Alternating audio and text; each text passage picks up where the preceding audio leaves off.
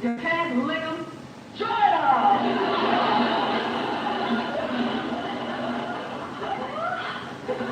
So, Rain, you're in. I'm going to sing every note for you.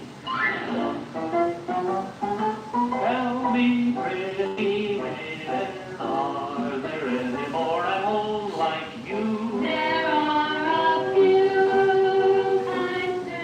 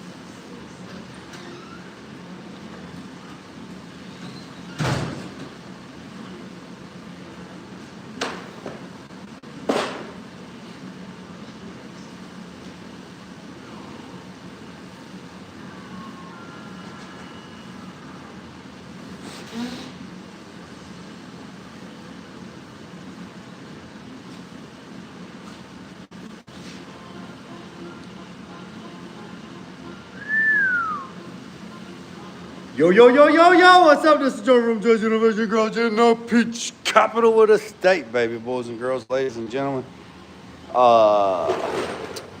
Let's see. Hope everybody's doing good. We had 72-degree weather on Christmas Day. We had 72-degree weather on the 27th. We had 70-degree weather yesterday. And today we got the whopping 26 degrees today. What's up, Nathan? We're trying something a little different. Says the first 5 minutes. We're gonna try that. So I hope you're good, man. I tell you what. Oh, Jack Frost, boy. Jack Frost playing with our emotions, ain't he? Oh, Jack Frost playing with our emotions. What's up, Mac? Hey, Mac, I seen the news, man. They said Lake Erie's dry. They said Lake Erie's dry. People walking across the bottom of Lake Erie, is that right? -7. Yeah, my other little glove right there. My other little glove, I don't know where it's at. But, what's up, Roger? It's all put. So that's real?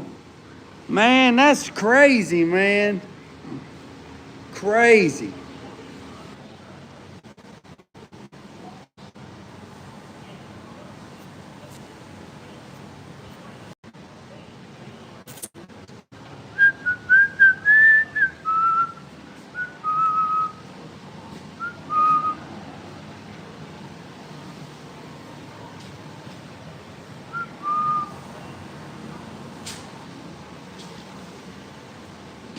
Hell, I didn't even know. Did we leave? Did we leave? Damn, I didn't even know we left. I was talking. I'm so sorry. I'm so sorry. I said I'm moving the plants. I am so sorry. I don't know what's going on. I said, no, I got Wi-Fi calling turned off. I'll make sure I done all that this morning.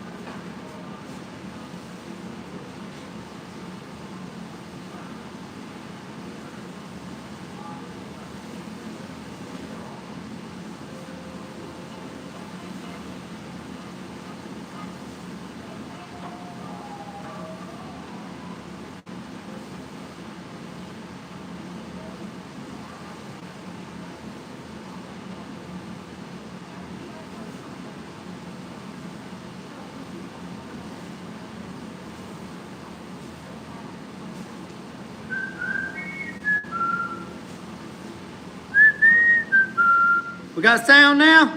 Hey, talk to me. I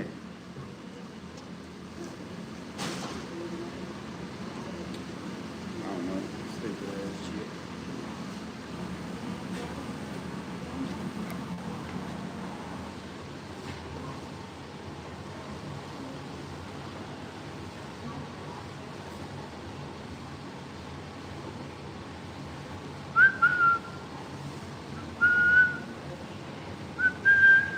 All right. I don't know what happened. I got Wi-Fi calling turned off. I don't know. Anyways. All right. Well, good deal. What's up, Austin? All right. So what we're going to do is I had to move the plants out of the way. So what we're going to do. What's up, Johnny from Puerto Rico? Man, what's up, man? Won't you blow some of that warm weather up here to North Carolina? Man, it's like 27 degrees. We need some of that Puerto Rico. We need some of that Puerto Rico weather up here, man. I promise you. All right, so we're about to final sand the bumper, and we're gonna do the bumper, and then probably gonna do the grill, and then we might do the fenders. What's up, Angie? That's what we're gonna do right now. And we are going to, I'm looking for something. I ordered a bunch of stuff last night.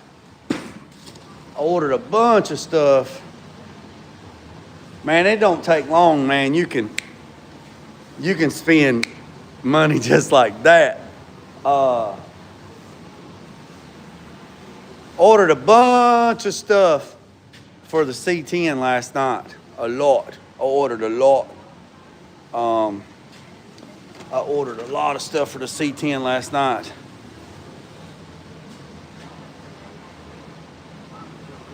It's cold. It's cold in Puerto Rico? No. What's the temperature in Puerto Rico right now? It cold in Puerto Rico? Yeah, we're gonna guide coat this. Hey, I appreciate it. So we're gonna do, boy, look at that right there, boy. That sun gun right there is slick, boy. Slick like a beaver, not furry like a squirrel. So we're gonna do this is the bumper for the 68 C10. Appreciate it. There's the doors, there's the grill, and there's the fenders. I live in the middle of the island. Well, that's cool, but there's no way What's the temperature in Puerto Rico? There's no way. There's no way it's cold in Puerto Rico. Hey, y'all want to see the headlights before I get started? Y'all want to see the headlights? Let me show you.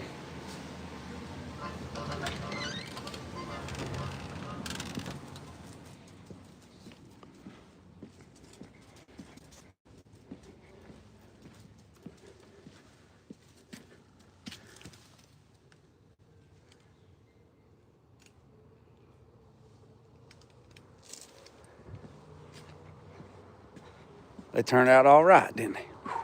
Woo!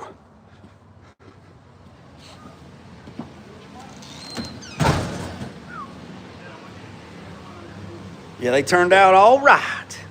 They turned out all right. Turned all right. Yeah. So,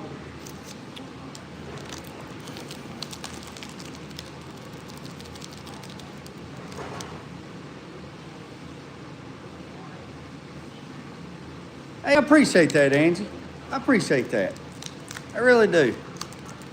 I really appreciate that. Thanks a lot. I really do. I appreciate every single...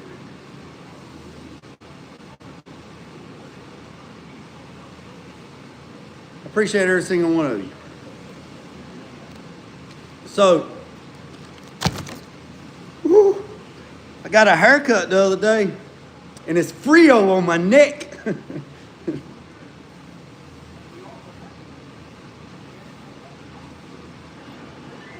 So, what we're going to do is this. Nah, it wasn't no mouse. There ain't no mouse in here. Hawkins pretty much kills it. I don't know what that was. I heard it too. Y'all heard that? Y'all heard that? Did y'all hear that? Because I heard it. So, it could have been something falling off back there. So, this is a metal bumper, and this bumper is super, super nice in metal. So, the only thing we're going to do is we're going to hit it with 400. And I'm going to take 400 and I'm going to put it over this piece of Scotch-Brite. And we're going to put some guide coat on it. And I'm just going to show you. You put the guide coat on it, and then we're going to hit it with 400. Normally, I would do this wet, right? It's possible. I don't know. Normally, if it was in the summertime or the springtime, I'd be out there on the runway. It'd be out there on the runway, and I'd be out there barefooted in shorts, water sanding. But we're not doing that today because it's 27 degrees outside. Yeah, Ram Air. Yeah. What's up, Mike? What's up, Mike? So that's what we're going to do. We're going to put a little bit of guide coat. I'm gonna put a little guide code on the situation. Hey, if you're new to the channel, hit the subscribe button, hit the notification bell. I would greatly appreciate it. Like I said, we're gonna put a little bit of guide code on here. And then we're gonna sand this in 400. And this is gonna be ready to paint. And then the next good day we get, if we get another day that's in the 70s, we'll paint this summer gun super black. So,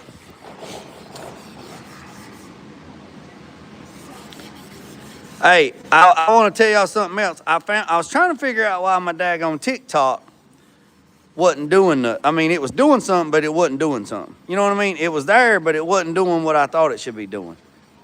So I got to looking at it, and come to find out, they had my TikTok under commercial TikTok. Because it wasn't giving me no music. Like, when I would pick what's trending, it would give me like the top 10 commercial sounds. And I'm like, no, man. Hell, I know Nicki's got a goddamn song that's like in every TikTok video. And then there was another song like, ooh, baby, it's cold outside. You know, that's always popular this time of year. I was like, why can't I find none of that songs? So then I got to looking in the thing, and it's cause they had my TikTok page as a business commercial page and not a content creator, whatever. So I went in there and changed everything. Bam! Just like that. I can put all the trending music in there, and my numbers started going up. Tick, tick, tick, tick, tick, tick, tick. So yeah, yes sir. So we're doing good on that. So I'm just doing the TikTok. I'm doing videos, and there's a lot of old paint videos on TikTok that I done that I didn't even know that was still. I didn't even know that was on there. Like the picture of 2 Mustangs that I painted. There's a lot of stuff on there that I didn't even know. Some of the videos from the paint classes on there. There's a lot of stuff that was on there. So slowly but surely we'll get up to 1,000 subscribers on daggone TikTok, and that right there is for a different fan base. You know what I mean? So is what it is. So like I said, we're putting a little bit of guide code on here so we know where we've been. And we're just going to, I don't use the spray guide coat, the rattle can. I don't like it. I really use the powder.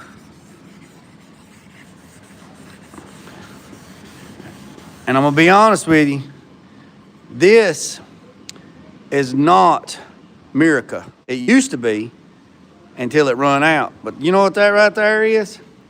That right there is red chalk line dust from Lowe's poured in there. That's what that is. That is red chalk line dust that you put on a chalk block. Chalk string.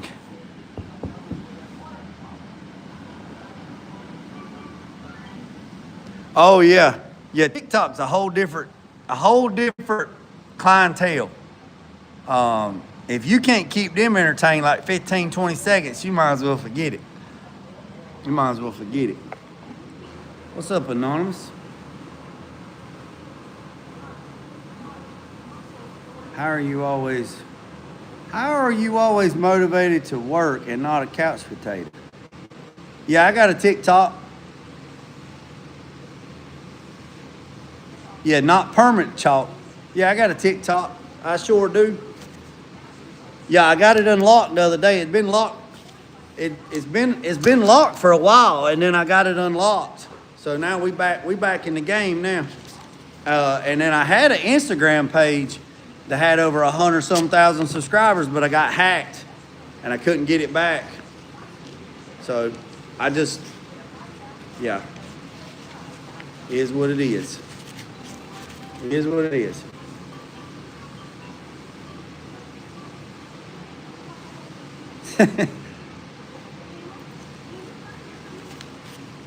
Hey, Vinny, if you know, you know, and if you don't know, you don't know. Man, they listen to everything we do, man. Everybody listens to everything. If everybody listens to everybody. You can have your phone sitting on a table and you can talk about, man, I sure would like to have some daggone Frosty Flakes. It'd be nice to have a bowl of Frosty Flakes. And then you will go to Facebook and a damn Frosty Flake commercial will pop up in your damn news feed. Hey, I don't give a shit who's watching me.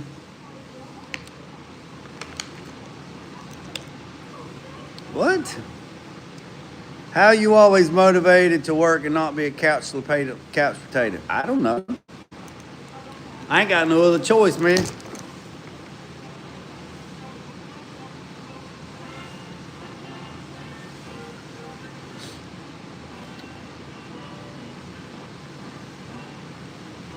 Hey, Vinny, they took that message out because you dropped the F-bomb, man. Hey, Vinny, that message got held for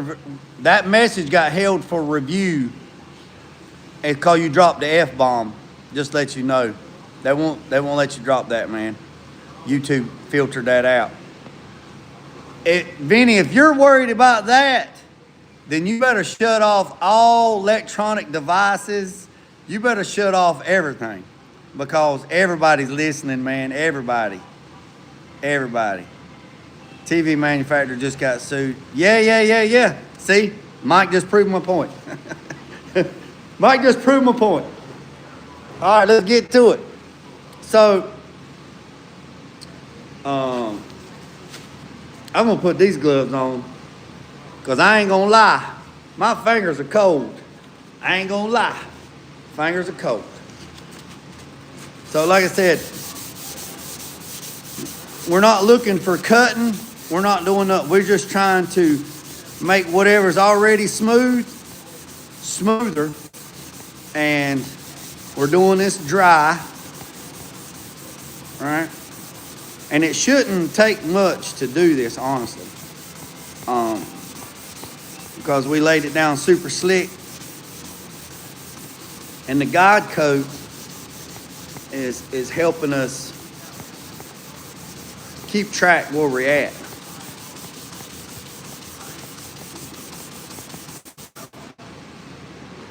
See, like I said, it's not going to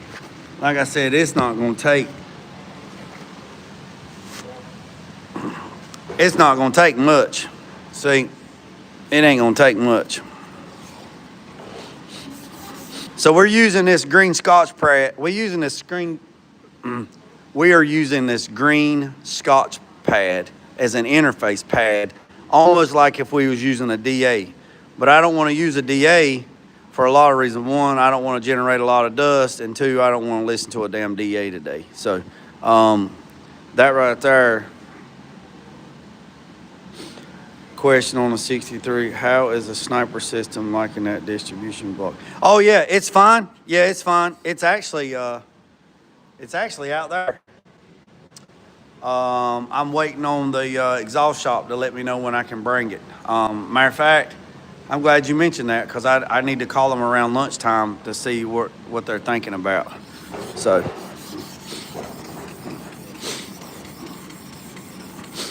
And I'm just going in one direction, not like the band or the group or the song.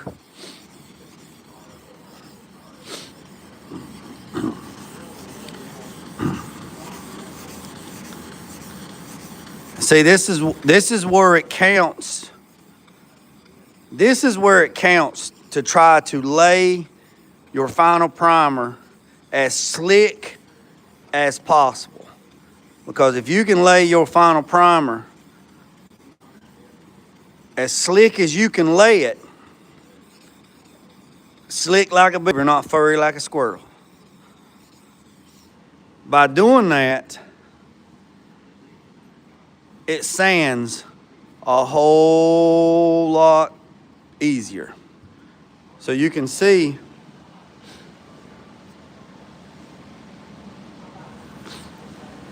I'm going up to the house, Dad, if you're watching, pull my up. That's funny. So you can actually see, you can see where I've been sanding with the guide coat. And then you want all the guide coat gone. Once all the guide coat's gone, it will be completely done. And then we'll come back and we'll hit it with a Scotch-Brite, and then we'll wash it off really, really good, and then we'll hang it up, and then we'll get this ready to spray. Now, once we sand this in 400, and let's say we sand this today in 400, and we get this done. The day before we spray it, I will go back over it with a green Scotch pad or a gray Scotch pad. And the reason why is because scratches will self-heal themselves. And I know you're gonna think I'm crazy, but just listen to me, just bear with me. All right, this product is dry. You can see it's dry, it's cured, and we're sanding it, right? But it's also constantly curing out. So think of it like this. When you put think about it. These are scratches, right? These are scratch marks, right? The V's like that. The V's in the scratches, right? Right? So over time, when this product cures out, what happens is those scratches are going, those V's are going, they're going to tighten up, right? They're going to tighten up. And the scratch profile is not going to be the same in a week as it is going to be right now because this product is constantly curing, right? So what I'm going to do, I do with everything, is I'm going to sand it with 400 and then we're going to set it to the side. And then the day before I get ready to spray it, if we have pretty weather, I will do it wet with a green or gray Scotch pad and scuff and clean. I will wash it really, really, really good and then let it dry. If it's too cold, I will do it dry and blow it off and we'll do wax and grease remover. That is to reopen up the scratches to give you some mechanical bite because you want mechanical bite and you want chemical bite, right? You need both of those to have excellent adhesive between the product and the substrate and everything that's on there. A lot of paint jobs fail not because of the chemical, because of the mechanical adhesion was not done properly. So it's like an OCD, like sand, make sure all your edges are sand. So I'll catch up on the comments here in a second. I do the bumper, I'll do everything, and then I'm gonna do the doors, and then we will mount the doors, and then when it comes time, I will final sand everything with the Scotch-Brite with the doors on the truck. But right now we're gonna do the doors on the table because it's easier for me to work on the table than it is laying on the side of the car. Yes, I am going to undercoat the back. I'm gonna bedline the back side of the bumpers, and I'm gonna bedline the back side of the fenders. And I will do that probably before I paint them, because the reason why is the bed liner is black. So if I tape up the bumper, tape this side up and then bed line this side, then when I go to paint the bumper, I don't have to tape up the back side of the bumper. It doesn't really matter because it's black and then sprayed on black. And you can spray base coat, clear coat over the bed liner, and it has enough mechanical bite, and the solvents will soften up the bed liner and it will adhere to it. So that'll save me a step. A lot of people would paint this and then tape this up and then spray this. Well, if you get bed liner on your paint, you got to get it off, and then I do it the other way. I mean, you do it whatever way you want to. I do it the opposite way. Same thing with the fenders. I will bed line the back side of the fenders, and then I will paint the fenders and don't even have to waste the tape or paper on the back side. I can just hang them and spray them and not waste anything. Same thing with the back side of the grill. I'm gonna do the same thing with the back side of the grill. I'll tape up the face of the grill, and then I'll undercoat the back side of the grill, and then when I paint it, I don't have to go from there. Is it the name for that product, Slump? It's a 2 softening. I believe so. All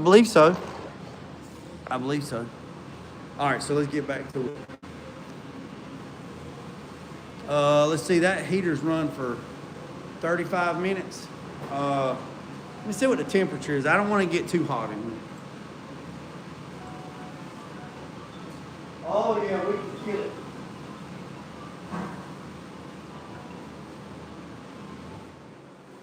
We can kill it. We can turn off the heat.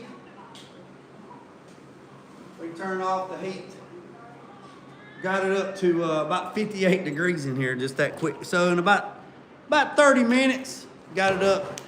It went from like 40 degrees to 58, so it went up like 20 degrees. So So I know this morning at 5 a.m., I know this morning it was 68 degrees in the house. I turned the fan on, just the fan, the blower fan. I turned it on for 15 minutes. Man, I tell you what, if you don't know nothing, if you've never experienced hot water boiler heat, so it was 68 degrees in the house this morning at 5 a.m. So I turned the heat on, let the fan run, just a blower fan, let it run for 15 minutes. The water in the boiler outside was 190 degrees. In 15 minutes, it went from 68 degrees to 74 and a half degrees in 15 minutes. And I just checked it a while ago with my app to see what the temperature was in the house.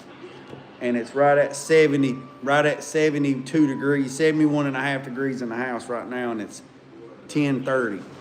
So, but anyways, so we're just doing,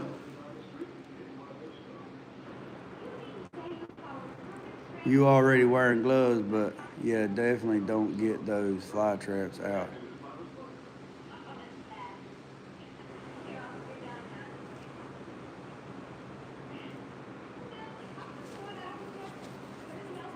Yeah. I normally wear these right here.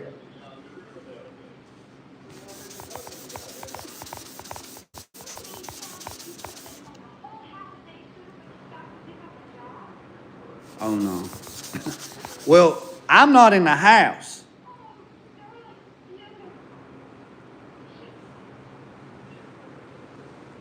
Oh yeah, yeah. Oh, don't get the fly. Oh yeah, yeah. Don't get them flies out of there. Don't make it too warm. Yeah. Nathan, I'm not in the house. I like it around 68 degrees.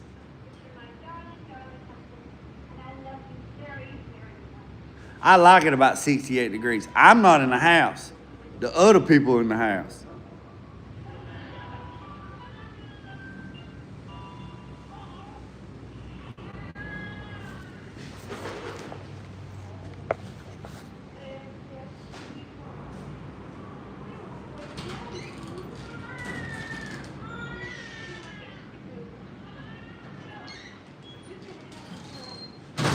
I thought I heard something had a low flying plane. Yeah. So when I was getting ready to come outside, she said, "What's the temperature?" I said, "About 68, 69 degrees." I'm freezing. What's up, Triple S?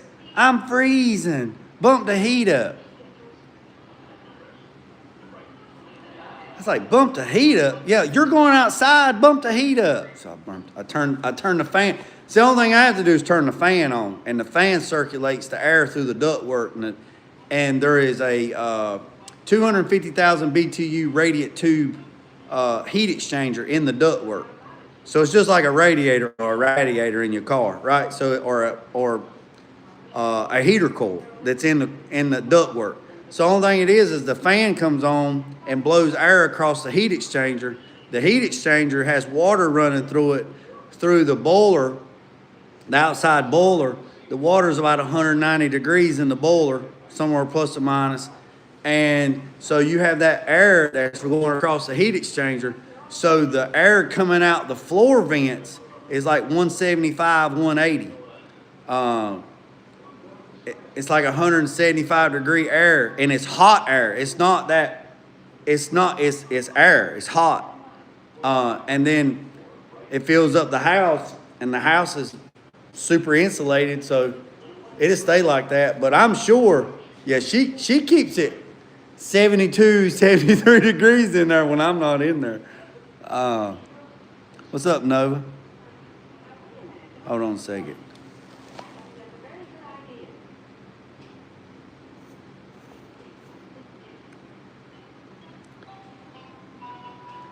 How long does it, what's up? How long does it take? It depends. Johnny, it depends on the condition of the vehicle. It depends on everything. I mean, some projects could take 2, 3, 4, 5 years. Some could take 6 months. It just depends.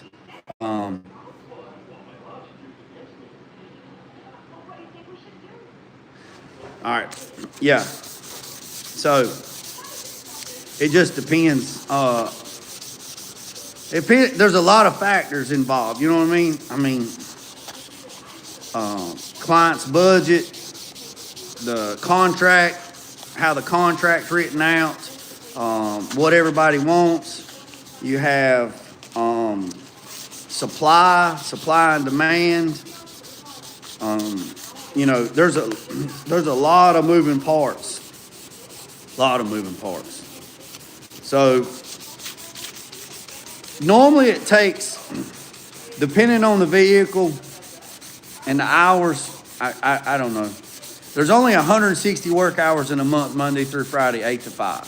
So when I worked at Petty's, I was taught to do it by hours. So an average job at Petty's in the body shop is anywhere from 800 to 1,500 hours. Depends on, it just really depends on the scope of what's going on. Now, there was one vehicle that at Petty's we had over 5,000 hours. You know, had over 5,000 labor hours. You know, that truck that was at SEMA, that old Mack truck that was at SEMA. I want to say Ringling Brothers built it, or somebody, it was one of them that built it. They had over 15,000 hours. 15,000 hours in that truck.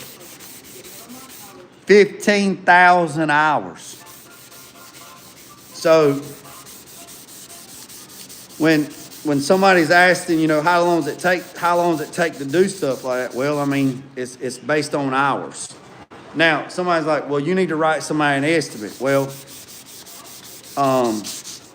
there's a lot of moving parts. This is not CC1 software, all right?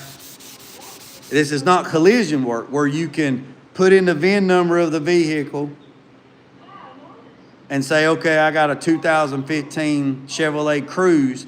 I need to fix the front bumper, the grill, the hood, the fender, and repaint the car. And the computer tells you, it breaks it down, and it breaks it down and tells you, okay, we're going to pay 2.1 hours for this, and 1 hour for this, and a half an hour for this. And then you got line supplements, you got all this other stuff. In the restoration, yeah, Mac, in the restoration world, that shit don't work. So if somebody's out there watching, you know who you are. That shit don't work. You live in a goddamn fairy tale. You can't compare apples and oranges. They're two different entities. I do know this. Montgomery Motors at the dealership. I do know this for a fact because I've had 3 or 4 people come over and say, hey, look, Montgomery Motors, which is at the dealership, sent me to you, this was back in the summer, and said, hey, I need my car painted. And they had a 96 bubble, SS. They had a 96 bubble. And I said, yeah, and I always ask people, hold on, Vinny, I'll show you. I always ask people, how'd you find me?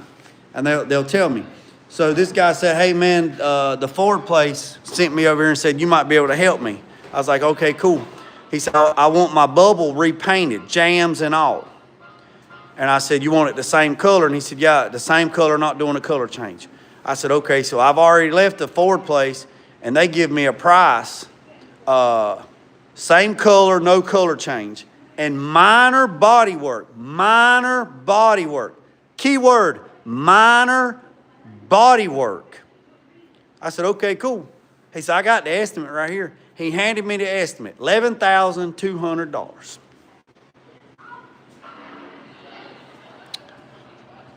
I'm gonna show you right here. I'm gonna show you.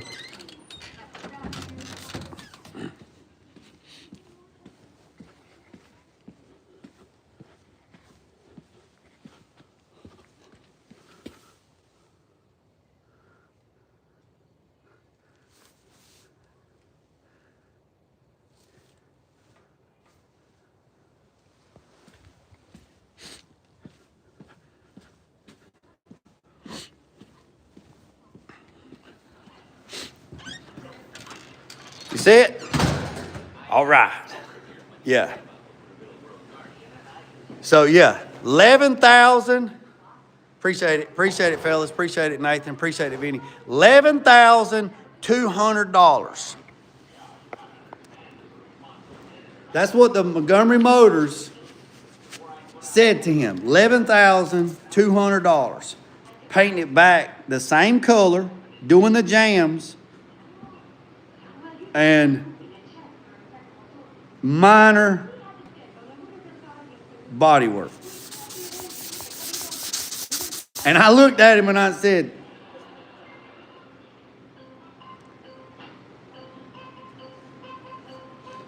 "You gonna let them do it?" He said, "Well, they said they couldn't get to it for at least 6-8 months. They said you might be able to do it." I said, "Well, if that's the estimate they gave you, I'm gonna be damn near close to it."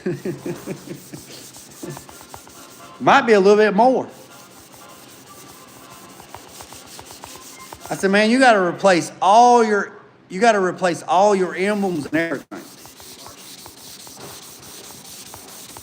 So what I'm doing right now, I appreciate everybody tapping in.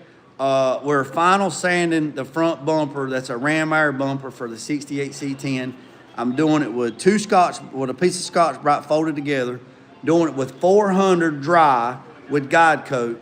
And somebody's going to say, "Why are you using your hand?" We're just knocking the tops off of it to make it slick. That's all we need to do. And then we're going to get ready to spray. So right here's what we're doing. So if you can look, it was already super slick.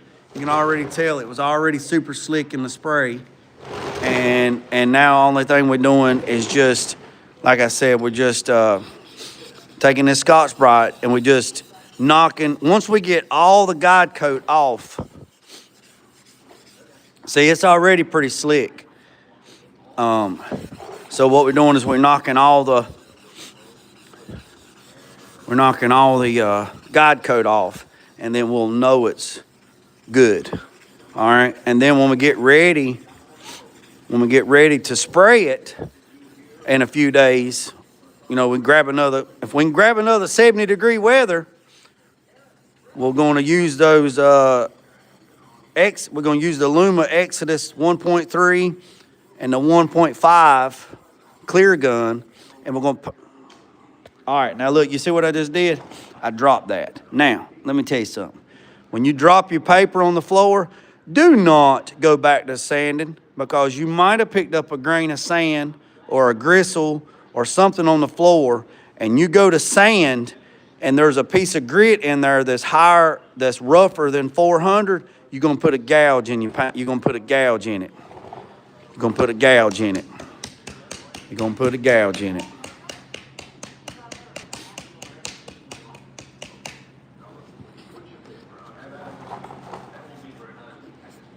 What's up, cars? I got to turn this fan off. My Z06 was $6,500 in labor, and was $6,500 in labor and $1,500 for paint for the whole car, jams and all. All right, Vinny, did you need any? Is that all your Okay, so let me ask you something, Vinny. What about all your emblems, all your trim pieces, like all your badging? Was there any body work had to be done? Was that cutting and buffing? There's a lot of moving parts there. So was that just a scuff and shoot, or was that fixing body work? Did they replace the emblems? Did they replace the badging? Once it was all done, was it cut and buffed? Was it polished? Was it nibbed? There's a lot of moving parts. A lot of moving parts. Lot of moving parts. You know, a lot of moving parts.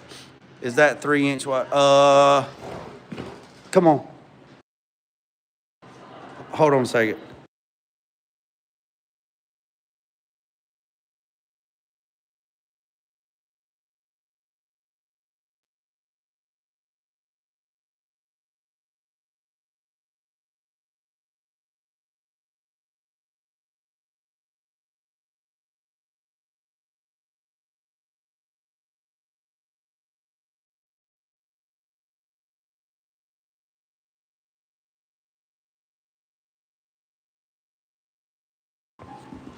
Hold on a second. I gotta get the plants out to the greenhouse. Y'all hang tight. Hang tight.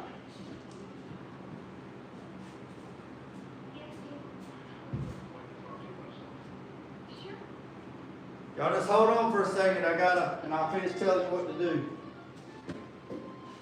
Just hold on 1 second.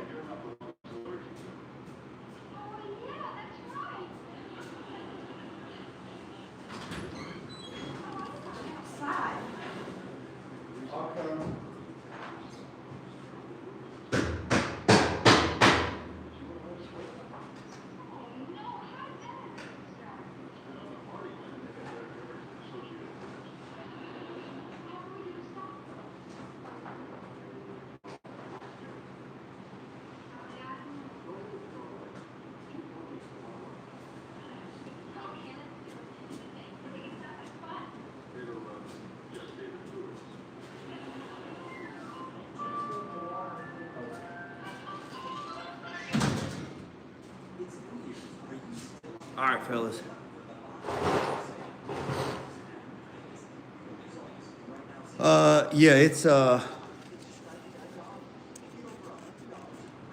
It's a 3-inch paper. Sorry. Yeah, it's 3-inch paper. This is Sunmite paper. This is 400. Minor body work on the bumper, all in camera. What? See, you can't, Benny, you can't say that, man. One of my long life friends did it for me. So you got a friend's discount, right? So I would take it that you got a friend's discount. See, again, I mean, that's great, but we can't compare apples and oranges because, see, that was a nepotism discount. That wasn't somebody that just walked in and said, hey, I want a paint job. You know what I mean? JJ, I'm going to email you a picture of a 65 today, see if we can come up with a game plan. There are some short clips on my page. Okay. All right, cool deal. What's up, JR?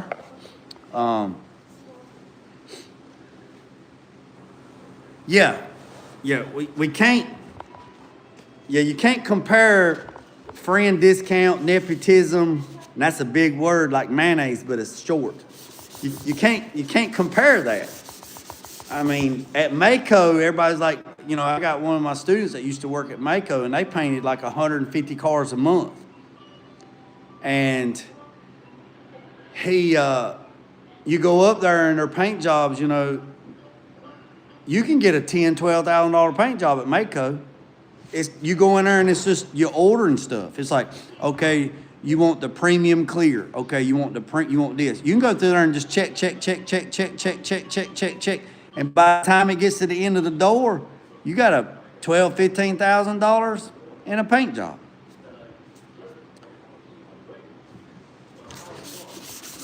So, yeah, but that, I mean, that's a good deal, man. I mean, that's a good deal. I don't give discounts. I don't give friend discounts. I don't give, I don't do any of that. I don't do any of that. The price is the price. If you don't like the price, that's okay. That's the wonderful thing of capitalism. If you don't like it, you don't like it. You can go somewhere else, and that's okay. You know, it's okay.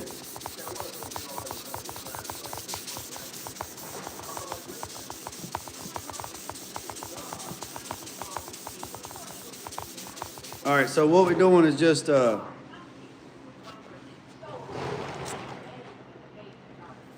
right, so let me just turn this around so y'all can see this.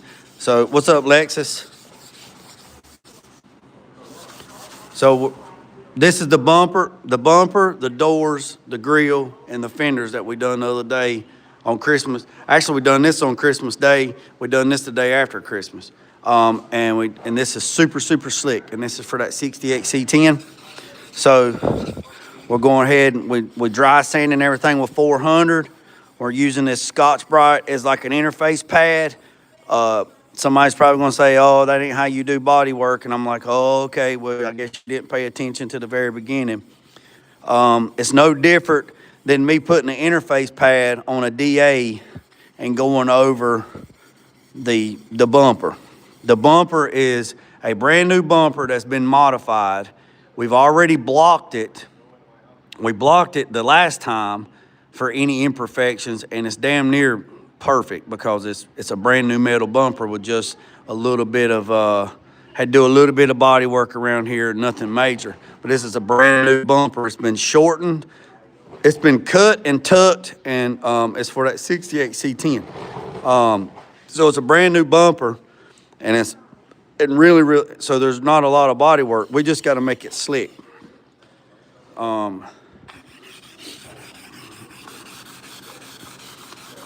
So like I said,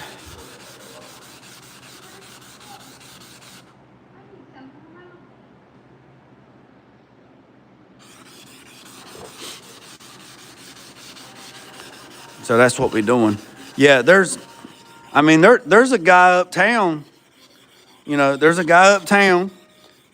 There's like 10 or 15 body shops within a 20 or 30 mile radius of me. And a lot of them do collision work.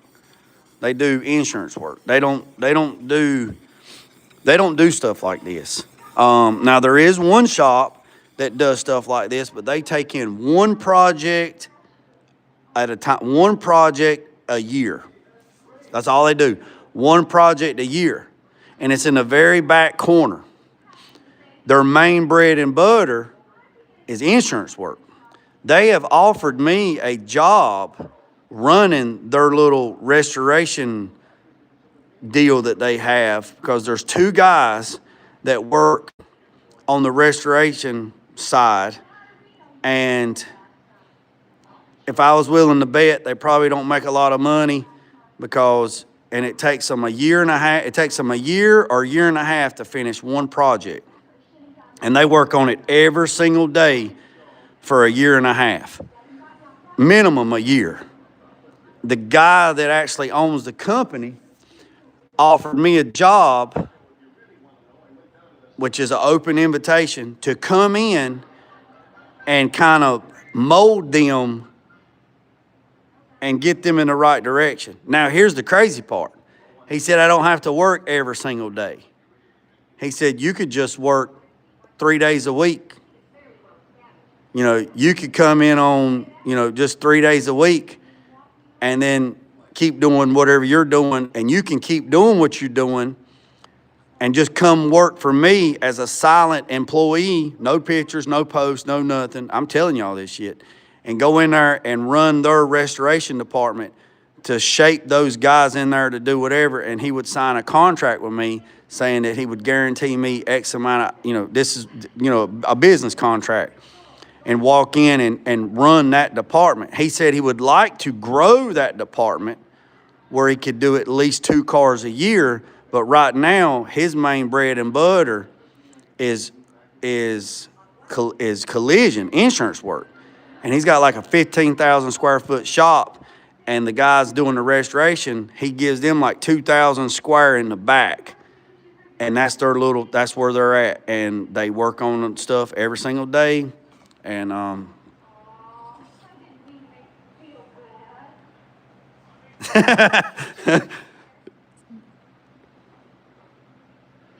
why run theirs when yeah. Well, exactly, Nathan. and he's probably going to walk. He'll probably see this video or something, and he's offered, and he offered that to me many times over the years. And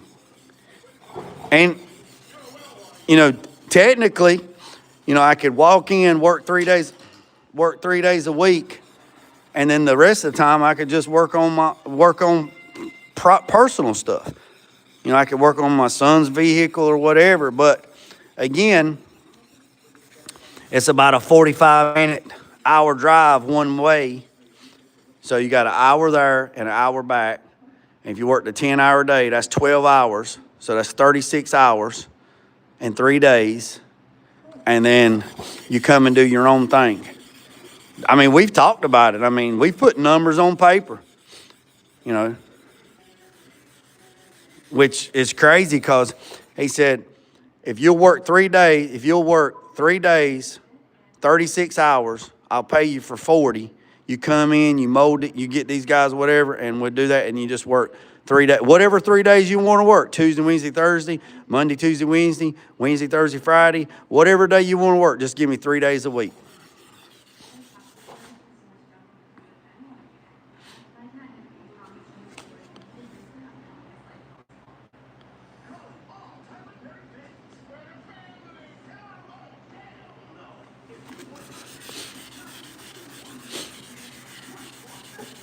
He knows your experience and your value.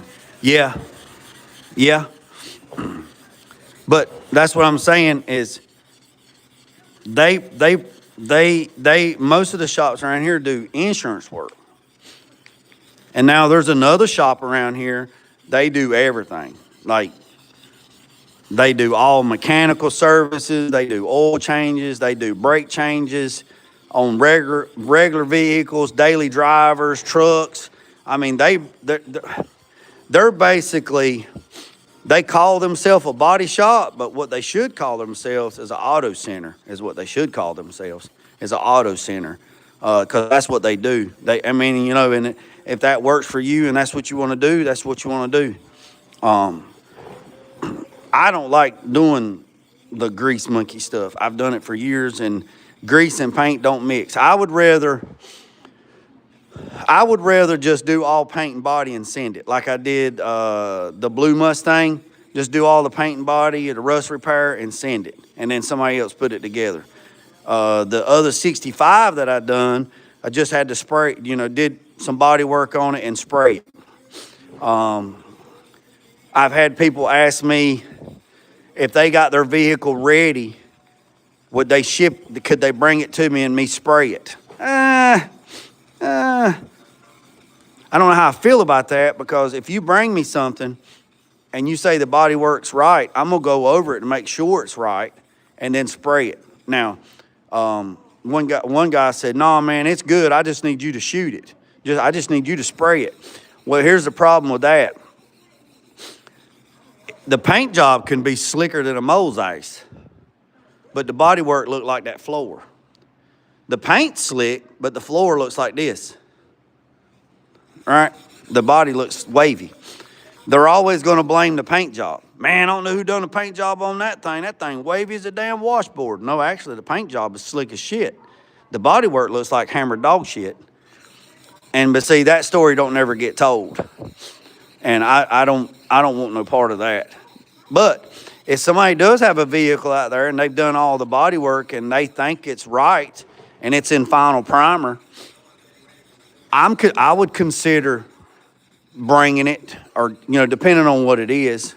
I mean, I ain't gonna do no damn 96 Honda Civic or no shit like that. But if somebody had a vehicle and they thought the body work was where it needed to be, and they brought it in and I did a final block job on it, and I find out that it needed a little bit of addressing here and there to fix what needs to be fixed, and then re-primed or shot primed or spot primed or whatever you want to call it, and then me paint it and send it, I would consider doing that.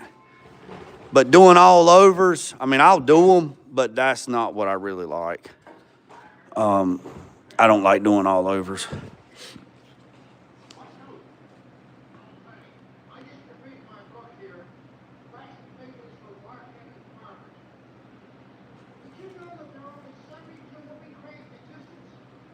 We've all heard it, and we've all said it, and we've read it. All money. Yeah. Actually, Built on a Budget said that, Nathan. All money isn't good money. Same here, 90% of them do insurance work, no good panel knockers. Yeah. What's up, Floor? Yeah.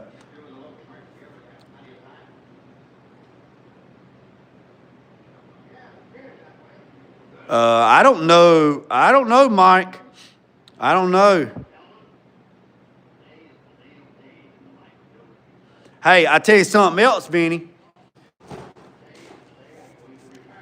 Yeah, the first gen Camaro, the first gen Mustangs. Man, I can knock them sun guns. I can knock them sun guns out.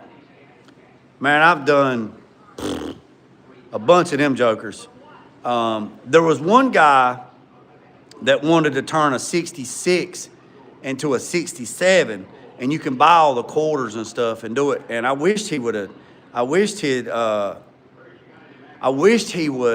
follow through to it, because that'd have been cool. And also, I don't know if y'all know this, but you car guys, you might. I don't know if y'all know this, that they finally released the Eleanor. Now people can start building the Eleanor. The guy that claimed that Eleanor was his, finally after decades in court, finally lost and said the Eleanor is just a name.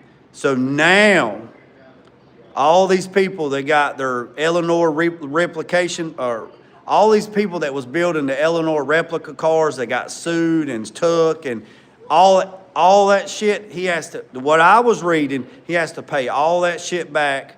And now they're, man, I can't remember what company it was. There's a company going to do 25 anniversary editions of Eleanor, because it's the 25th anniversary of the movie Gone in 60 Seconds.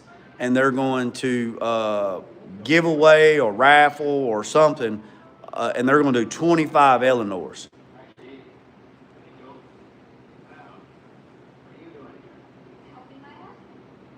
Why would I want to be able to do? Yeah. Oh yeah.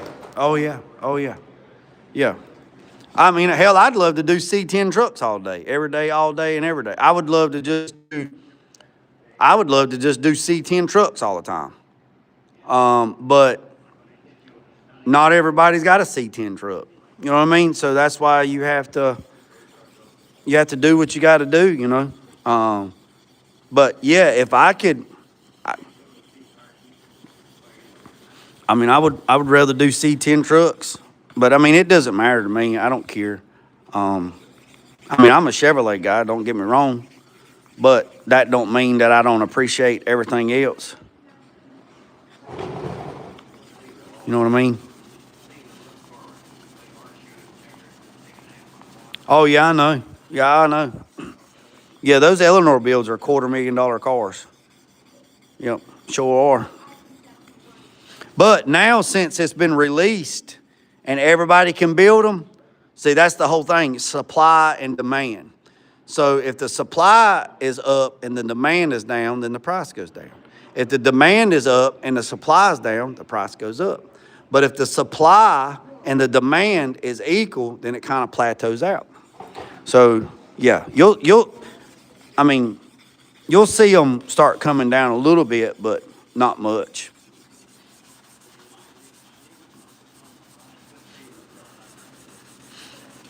'67 Camaros. Yeah, I've done a couple of Camaros. Actually, probably half a dozen or a dozen Camaros. 67, 68, 69. I've done about 5 split bumpers.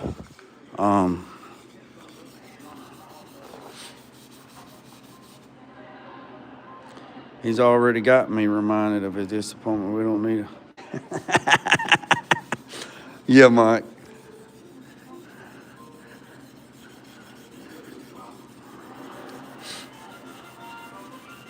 Hey, you know what? Well, it's a commercial now, so I can't show you. Man, I was in here watching the Pico Junction, And I like it because it's in black and white. And then they started making it in color. And I was like, man, I don't like it now. Well, I mean, I don't like the episodes in color. I like the black and white part. And then the other day, the guy that was trying to shut down the railroad, they was trying to shut the railroad down. Old Granny from the Clampetts got on the daggone railroad and rode the daggone cannonball over there and made him a birthday cake with her signature moonshine in it and got him drunk.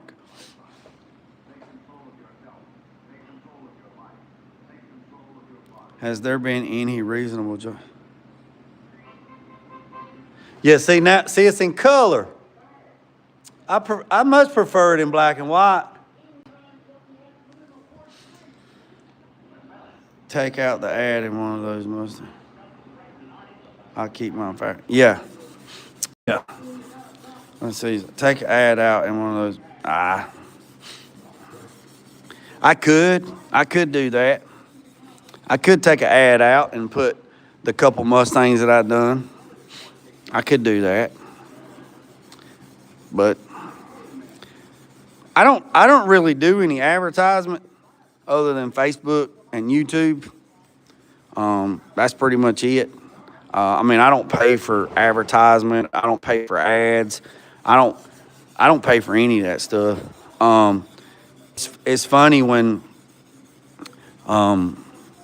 like Google or Apple Siri or especially Google, they'll call and they'll say, hey, we just noticed, if you wanted to pay this much, blah, blah, blah, we can put you in the search. And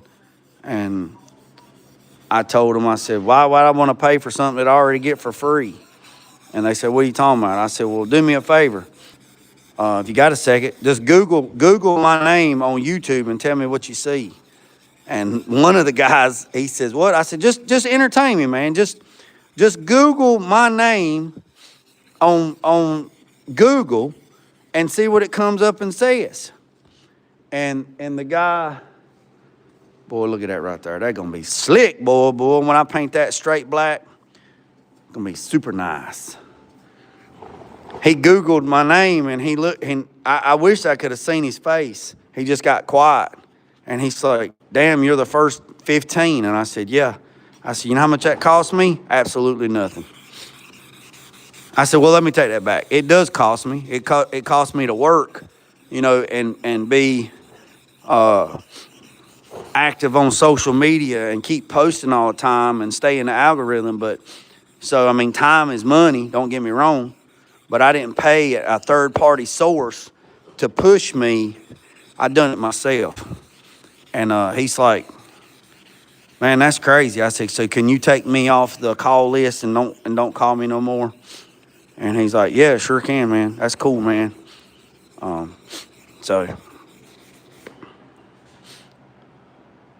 has anybody made any reasonable jokes about polishing?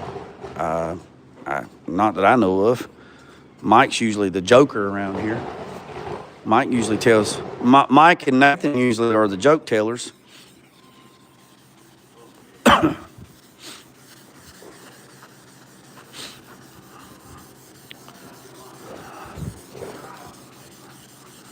Now, I told y'all when we sprayed the primer, when we sprayed the CRE 321 on here, we just sprayed it for coverage, not for build. And you see right there, can y'all see that right there? We broke through to the original, well, not original, but to the last priming. So I broke through right there, so I don't want to go any further right there. Don't want to go no further there, but I'm telling you, man, that thing's turning out.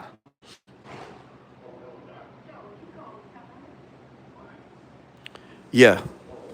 Yeah, I'm like the first 10 or 15 on the search bar. My wife used to get on to me all the time. She's like, you always on the internet. You always posting. You always doing this. You always doing that. Not being, hateful or not. She's like, you always on the internet. And I was like, yeah. Social media whore. I'm just a one-man band. Like Tom and Jerry. I got to get out there. It's like Carr said the other day. He said, God damn, JG's a household name. I've been a household name a long time before I got on YouTube.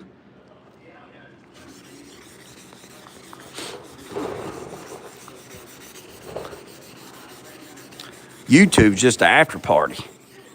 It's just a different chapter of my life.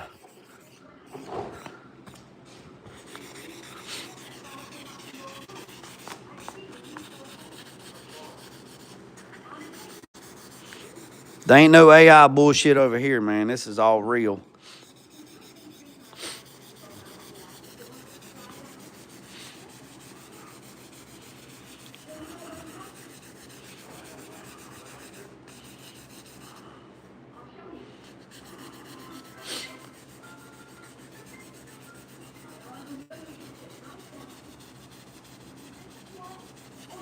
Yeah, YouTube's the bonus family edition.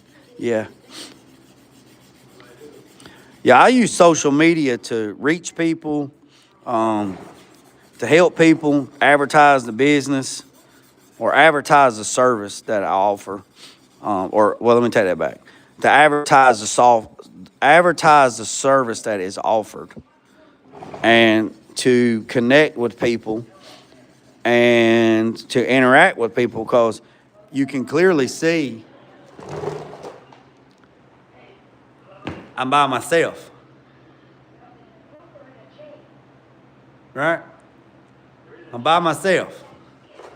So isolation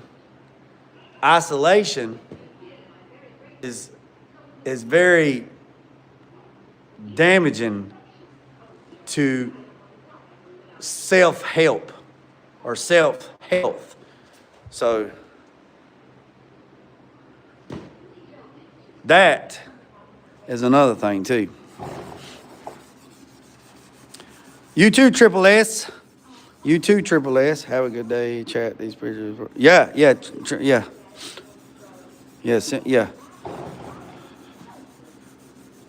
Yeah. Yeah, Mac. I mean, some people, and then I'm going to say this. Some people can't be alone. I'm not saying that I can't be alone. I've been alone 98% of my life. You know what I mean? I'm just saying, been alone 98% of my life. And it's not a bad thing. I don't have to have a crowd to hang around. I don't have to have. I think somebody told me one time,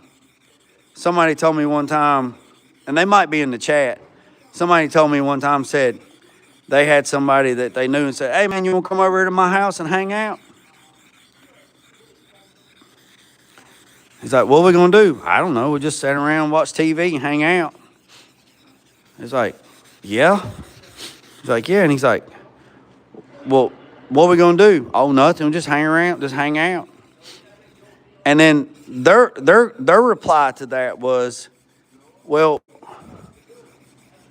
that's all cool and everything, but why would I want to come to your house and sit on your couch and hang out and absolutely do nothing stimulating, nothing that's going to increase my network or my net worth or anything to increase my education or anything? Why would I want to just sit on somebody else's couch to watch Andy Griffith or Matlock or In Heat of the Night or Jeopardy or Family Feud? Why would I want to do that when I can sit on my own damn couch, or I can sit out here in the shop and actually do something constructive and not just sit around and waste time? And a lot of people don't understand that. A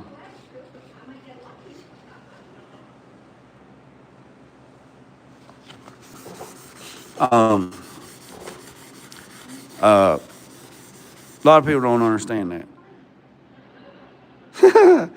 No, he's actually a travel welder. He you know, he was just here for just a little bit. But he's on like pipe jobs and stuff like that. And he goes to he spends a lot of time in Arkansas too.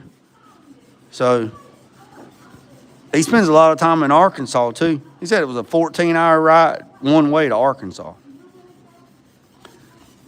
So, yeah.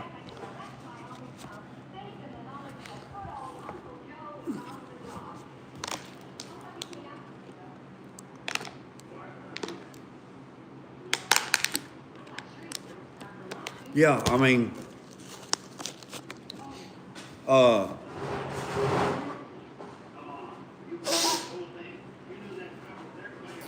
hey, Carr said something to me one time. Cars, what did you say to me one time? I was talking about the chickens. Remember I was telling you the story about the rotisserie chickens? So at Walmart, look, at Walmart, they have a damn rotisserie oven that you can put 48 damn chickens in it, right? 48 rotisseries, right? You can put 48 rotisseries in the damn chicken thing. The deli used to open up like at 6 a.m. They don't open up at 6 a.m. no more. But they open up like at 8 a.m. So I understand during the week, but on Friday, Saturday, and Sunday, that damn rotisserie should be running its ass off cooking chicken on the weekends. You can buy a full rotisserie chicken cooked for $5.99. Cooked for $5.99. So here's let me turn this thing. So here's the thing. Here's the thing. You can buy a damn cooked chicken for $6. You already ready to go. So if you get to the deli, you're supposed to be at work at 8 o'clock. You get there at 5 minutes till. At 5 minutes after 8, the first thing you should be doing is filling that rotisserie up evenly with barbecue rotisserie, traditional, lemon pepper. You should have 48 chickens in that damn rotisserie by 8:30. They are done in an hour and a half in that rotisserie. So you should have 48 chickens in that rotisserie by 8:30, like clockwork, rolling. 8:30, 9:30, 10 o'clock. By 10 o'clock, those chickens should be done. By 10:15, the whole hot bar out there and the hot bar up there at all the registers should be evenly spaced out and evenly stocked with rotisserie chickens. 48 chickens divided up by 3 different flavors. You need to have that hot bar slammed up. So when somebody comes in there on Friday, they come in there at lunchtime to get whatever. They're like, you know what? I'm going to grab this rotisserie chicken. When you get that first batch out and you're done at 10:30, by 10:45, you should have another damn batch. You should have another damn batch of rotisserie chickens in that damn oven. By 10:45, you should have another batch. So I'll give you 15 minutes. By 11 o'clock, you should have another batch running. 11, 12, 12:30. By 12:30, another 48 chickens should be out and running, be out.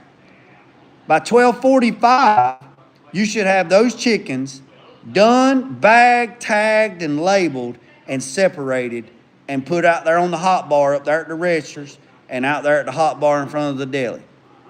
So by 1 o'clock, you should have already cooked 96 chickens. By 9 o'clock, by 12 o'clock or 1 o'clock, you should have already produced 96 chickens. Done. Plus all the other shit you got to do. All you got to do is put them in the damn rotisserie. The rotisserie's cooking them. Then, after a couple weeks, you can figure out, Walmart keeps up their sale data so you can see when the high and the peak points are on buying chicken. And then maybe see what you are, and maybe if you got done at 1 o'clock, then at 1:30 or 1:45, put another batch in. There you go. You got another batch of chickens. You got another damn 48 chickens done. I promise you, the goddamn chickens are going to sell.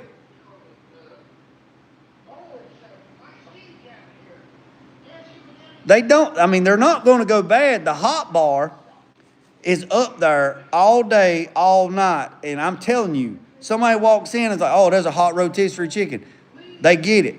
Then the next day, they take all the rotisserie chickens and they put them in the cold bar and they set for another couple of days.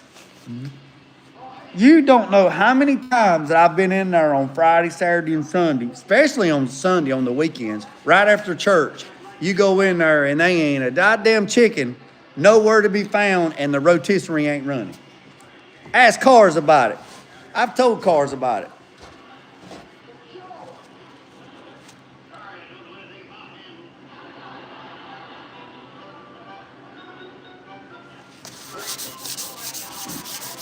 So the lady that's in the lady that's in the daggone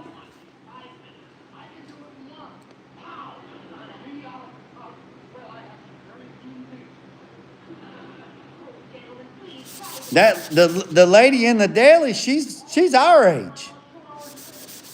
And I've said something to there was one day I went in there and didn't feel like doing nothing. Went in there to get her, and Cars can testify to this. Went in there to get a rotisserie chicken. I was going to grab 2 rotisserie chickens. And it was like 12:30, 1 o'clock. And I said, you ain't got no chicken? She's like, there ain't none up front. I was like, well, that's why I'm asking. You don't have no chickens going? No, I just did like 12. I did like 24 a while ago. And I'm like, when? It's like 12:30, 1 o'clock on Sunday. Well, I guess I could put some more on. It'll be an hour and a half before they done. So then I talked to the manager, and he's like, well, let me go up here and see what's going on. I said, I tell you what's going on. They don't cook no goddamn chicken.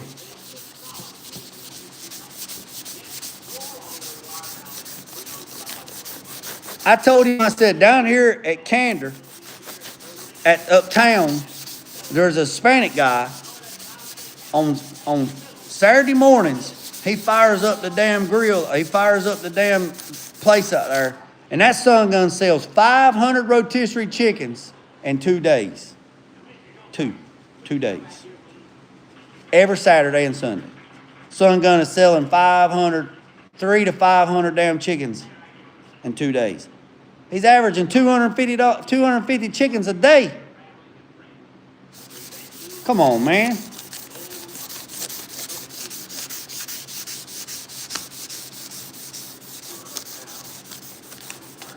Carr said they are reactive, not proactive. They are reactive, not proactive.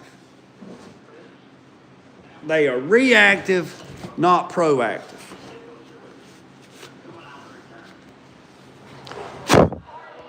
Yeah.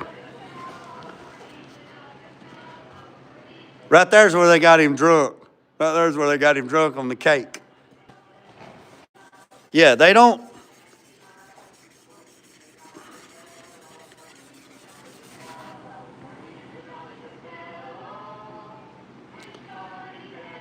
They sell at a lot. Well, I don't. Well, I disagree. I've seen what the price point is when you scan a rotisserie chicken, the markup on a rotisserie chicken. At $5.99, they're still making money at $5.99. I'm not going to tell you what the markup is on it, but they're still making money at $6 a chicken. I promise you they're still making money. Now, if you go over there to the meat department and you get a whole fryer that you got to bring home and cook, it's $7 for a whole fryer. Then you got to bring it home and cook it.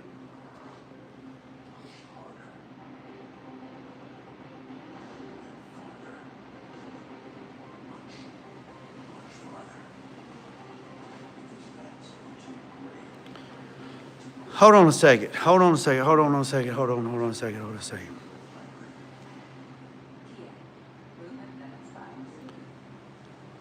Hold on. Classic POV. Yo, man, just wanted to say thank you. I relined my brother's rooftop interior with skills I picked up from you. Massive thanks. If I had the money, I would have super chat. Classic POV. That's all you need to do right there, man. If it worked out for you, I'm glad it worked out for you. And dropping a gratitude, thankful comment, that's all you need to do.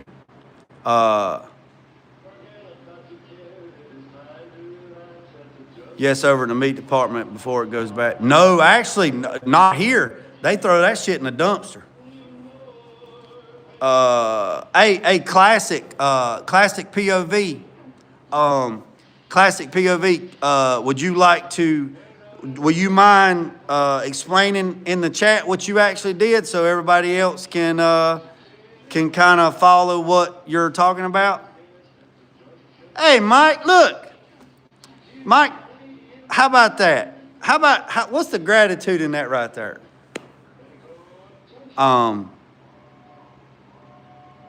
Yeah, man, that's very encouraging to me. I appreciate that, POV. I really do.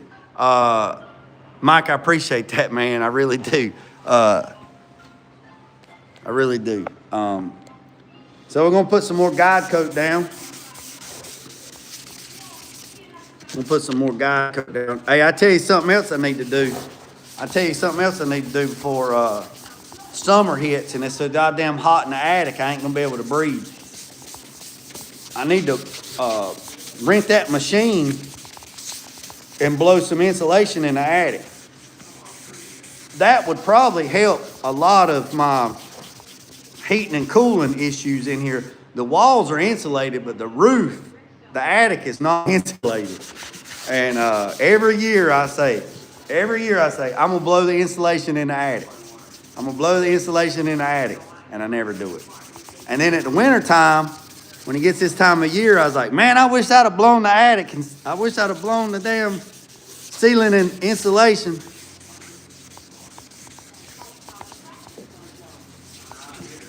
And I need to get my Be Cool unit. I got an old water cooler.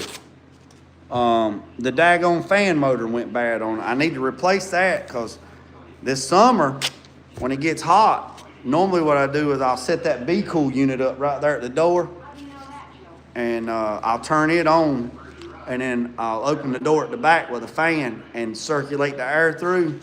And that Be Cool unit, it will actually keep the shop pretty cool. All right, so hold on one second. I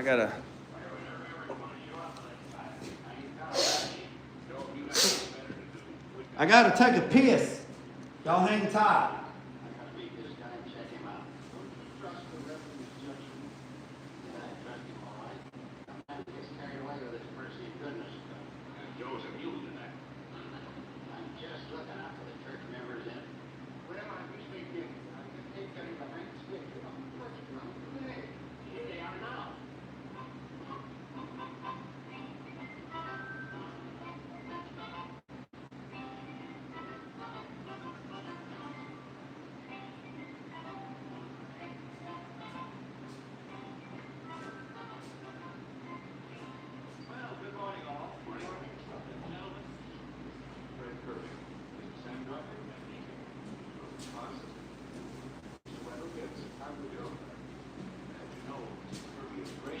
All right.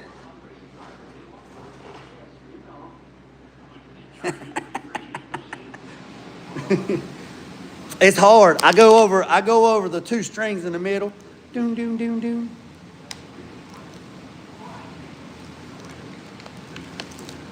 Hey man, I painted that toilet for a guy.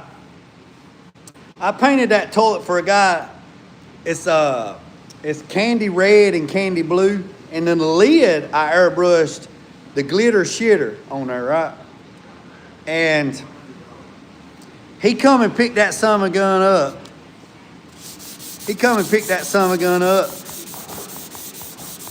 And him and his wife just built a house or a modular or whatever the hell you want to call it. And he picks it up. And then sometime later, he comes back with the toilet. And I said, what's the matter, man? He's like, my wife won't let me put this in the guest bedroom or bathroom or whatever, you know, in the extra bathroom. And it was supposed to be in the man cave or whatever. She's not going to let me put that in there. And I just laughed and I was like, yeah. He said, but I'm going to keep the lid and I'm going to hang it out there in the garage. And I said, well, what are you going to do with the toilet? He's like, man, I don't know, man. I was wondering if I could leave it here, man, until I put a bathroom out in my shop and then I come back and get it. And I was like, yeah, man, that's fine, whatever. I still have it. That's years, man, that was years ago, man. I still got it. So that's what Mike's talking about. There's an old electric guitar that I'm gonna take apart and paint. I'm gonna do a series on airbrushing it. I'm gonna do a series on YouTube and on TikTok. But that's the toilet that Mike's talking about. There's a damn electric guitar sitting in the toilet. So, but yeah, funny shit, man. Funny shit.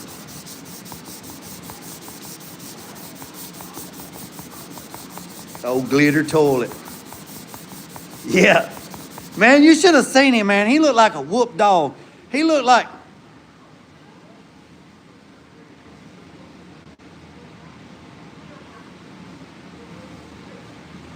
I said, man, what's the matter? She won't let me put it in the bathroom. I said, what? She won't let me put it in the bathroom.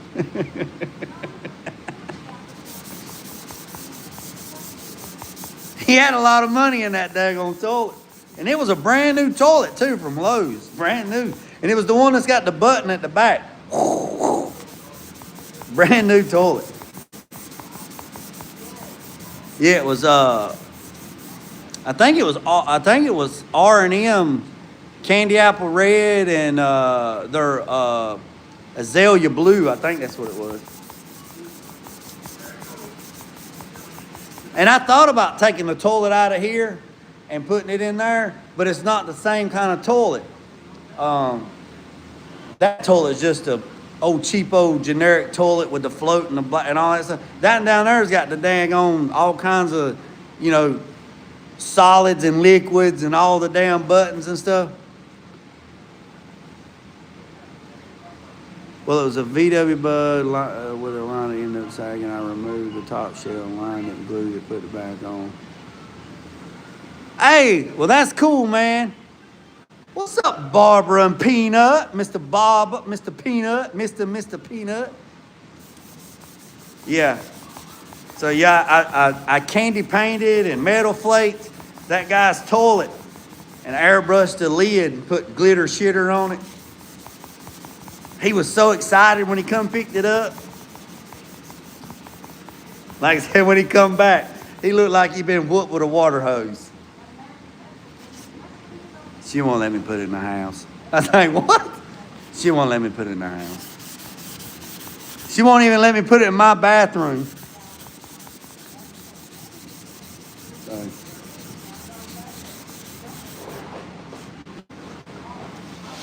Yeah, so I'm going to take that guitar apart. I'm going to take the body apart and do some kind of funky airbrushing stuff on it and do a series. See if people like that. I got an email the other day. Y'all know I've been doing that hood challenge, right? So they pick 100 artists in the United States to compete in the hood challenge.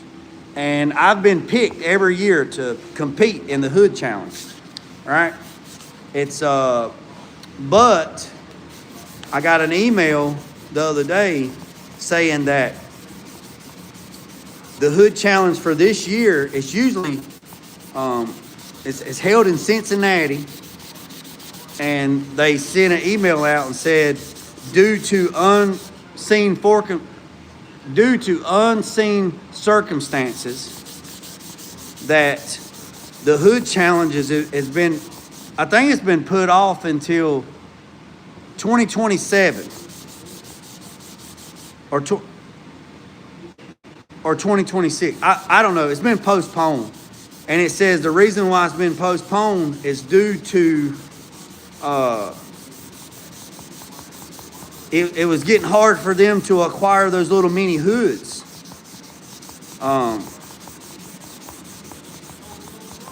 Those little mini hoods to paint. And you can't find them. You can't find them. Now you can get the little bitty ones, but you can't get those. So but it says you're on the list when we come back. So that's awesome. That's awesome. So what we're doing here is we're just final sanding. We're final sanding this ram air bumper. Let me show you for the ones that's just tapped in. So this is the bumper for the 68 C10. Like I said, we just guide coated it and we're just knocking. Once all the guide coats off, this is the final primer, so we good. And then we'll come in here and we'll sand all this, and this will be good to go. And then what we'll do is we'll set that over there on the rack, and then probably we'll get the grill and we'll put the grill on there. But we're not going to do all of it at the same time. So once we get this bumper done, once this bumper's done, we will, I'll show you this. So once the bumper is done, final sanding, we'll look at it, we'll talk about it, we'll answer some questions, if any questions I missed, and then we will end this live, and then we'll take a little intermission, and then I'll do some stuff that I got to get done, and then I'll come back for the second live, and we will sand the grill. Here's the grill. Now y'all remember the trim goes right here, right? So I had to get new clips and nuts. Them son of guns was $4.88 a piece. So there's one. It takes 28 of them. Yeah, there's 28 of them. Yeah, it said it take 28 of them. And they were roughly $5 a piece for the nuts and the clips to hold the trim on. And then the bow tie that goes here, it only comes in red. So I don't know if we're going to leave it red or paint it. I don't know what he wants me to do, but it was $89 just for the bow tie. So there's 28 nuts and clips, and they were roughly $5 a piece. And then the emblem was what it was.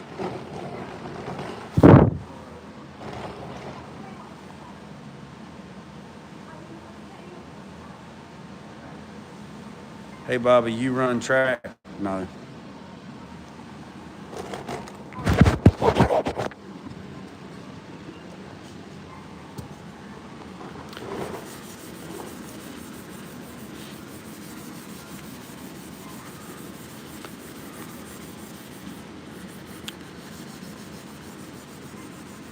So, what's everybody up to today? I know old Jack Frost come in last night. Throwed some daggone cold weather back on us. But it's winter time, you know what I mean? I know Christmas Day, we was fortunate. We got 72-degree weather on Christmas Day, and we done the doors. And then the day after Christmas, it was 70-some degrees, and we done the fenders. And then yesterday was like 67, 68 degrees, but it was drizzling rain. But woke up this morning to a whopping like 26 degrees outside.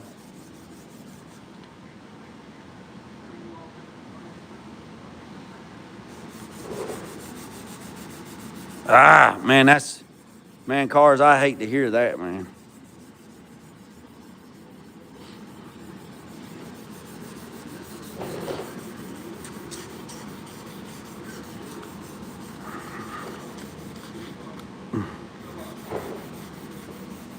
Like I said, we're not using a block like we did the last time. We used the block last time. We don't need to block it. We've already blocked it. So this Scotch-Brite is acting like an interface pad. An interface pad is the same thing that we would put on a DA and DA it. But I don't want to run the DA. One, I don't want to stir up a lot of dust, and two, I don't want to listen to it. Because I wouldn't be able to. Only thing y'all would hear was the damn DA run.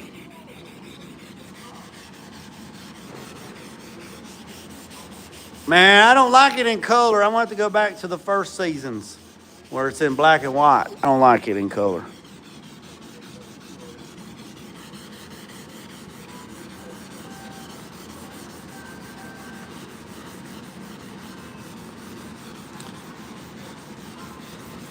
If anybody got any questions or anything, man, you know, it don't have to be car related. Drop them down in the comments. Now, no politics or no religion. We don't deal with that crap. We don't deal with that over here. We get enough of that shit regurgitated in our face all day, every day. So we don't do religion or politics. That's not the channel. But if you got a question, paint question, body question, drop it down in the comments. There's a lot of educated people in this chat. And that's the whole thing that I've always pushed for decades, way before YouTube. Increasing your network increases your net worth, and by increasing your net worth, you increase your network. So everybody can learn from everybody, and everybody can grow. Every day's class day. Nobody knows everything. If somebody tells you they know everything, I'll prove that they're a dumbass, because nobody knows everything. Everybody has something to offer most of the time. As long as you are a productive member of society and you're doing what you're supposed to do and you're not a parasite on society, then, you know, give back when you can give back. And I'm not talking about giving back just in monetary gains. Time itself is the most valuable asset that you will ever have in your entire life. Once that sand clock runs out, there's no redos. You can make money every day. You can make money every day, but what you can't make is time. You can't get your time back. So be careful of who you spend your time with. Be careful of who you invest your time with. And be careful of who you allow to be around you while you're spending your time.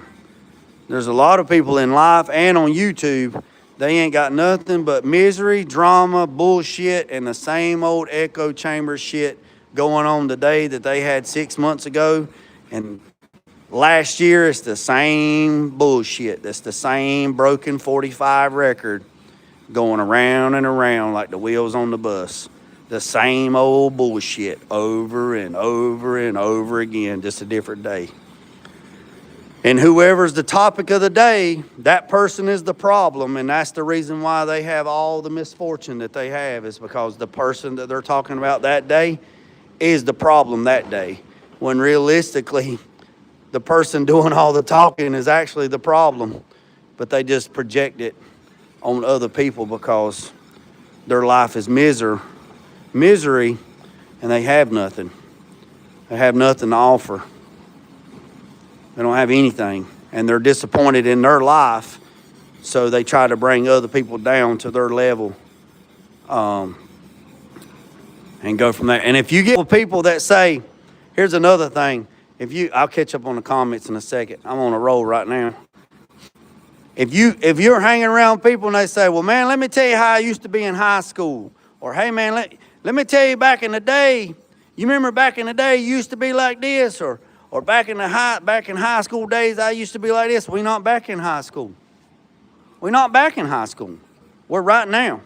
Right now. This very minute. Right now. That's where we're at right now. If somebody tries to always bring up your past or always try to bring up their past, man, I used to do this. Well, hell, a frog wouldn't bump his ass if he'd hop. A frog wouldn't bump his ass if he had wings, now would he? No, he sure wouldn't. I don't give a shit what you did yet. I don't even care what you did yesterday. Hell, I don't even care what you did 5 hours ago. You're not the same person You are not the same person. I am not the same person I was yesterday. Yesterday, I learned a lot of stuff that made me better today. I strive to be better today than I was yesterday and strive to be better tomorrow. I'm definitely not the same person I was 6 days ago. I definitely sure ain't the same person I was 6 months ago. I surely the hell ain't the same person I was 6 years ago. Absolutely not. But people that always want to bring up the past and what they used to do and what this, that, whatever, blah, blah, blah. Yeah, I mean, history's there for a reason. To learn from, not to live in. To learn from. Not, I mean, if you stuck in the damn past, that's where you at.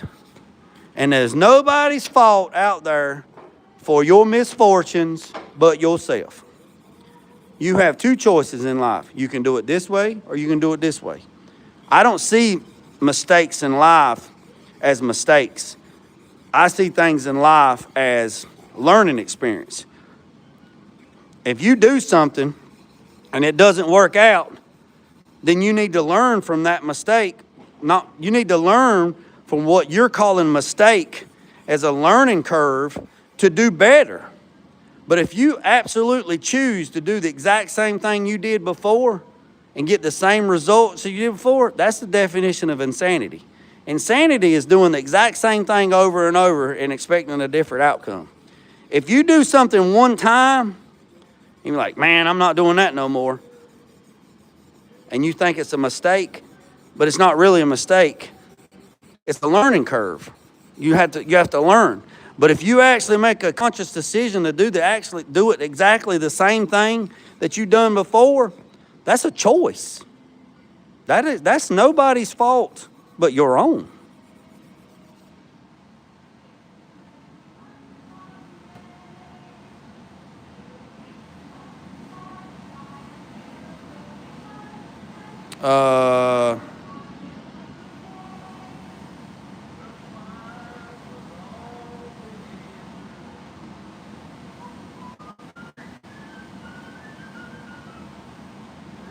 All right, I'm catching up on the comments. Hang tight.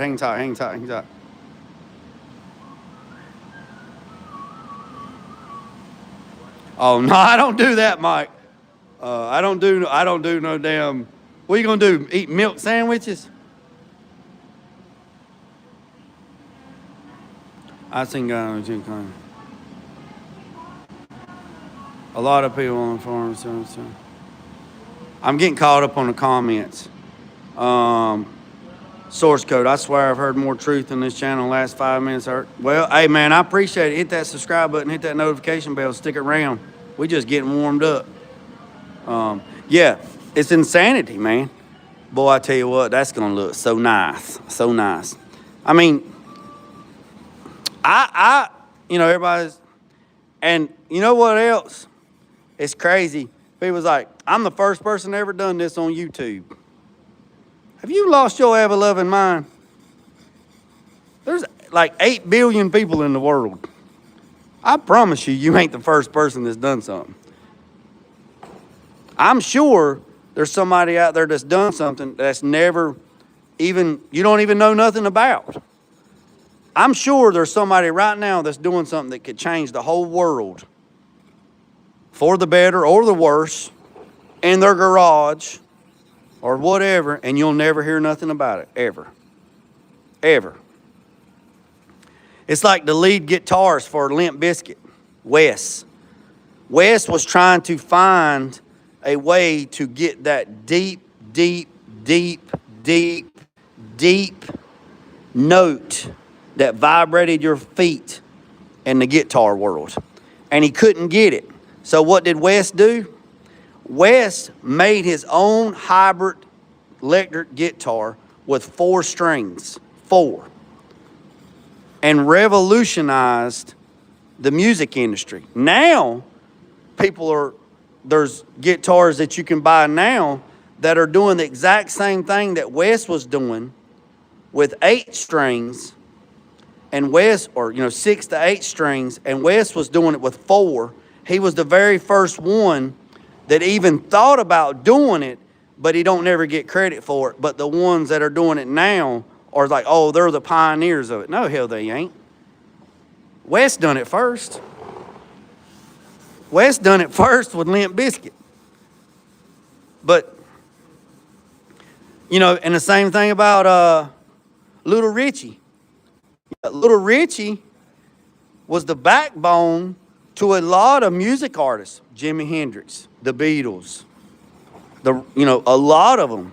You know, Jimi Hendrix was with Little Richie for a long time. The Beatles. The Beatles were getting paid astronomical money to play in the United States, but Little Richie was taking care of them and pushing them. A lot of people don't know that. Little Richie's the one that done all that. He's the man that nobody never talks about. So when you get out there and you're saying, oh, I'm the one that done this, or I'm the first person that done this, or I'm the first person that done that, probably not. It's probably somebody else.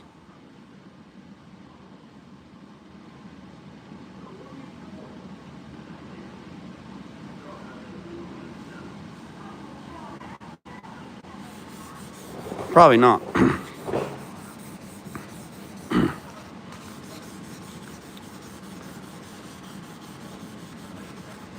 Probably not. But hey,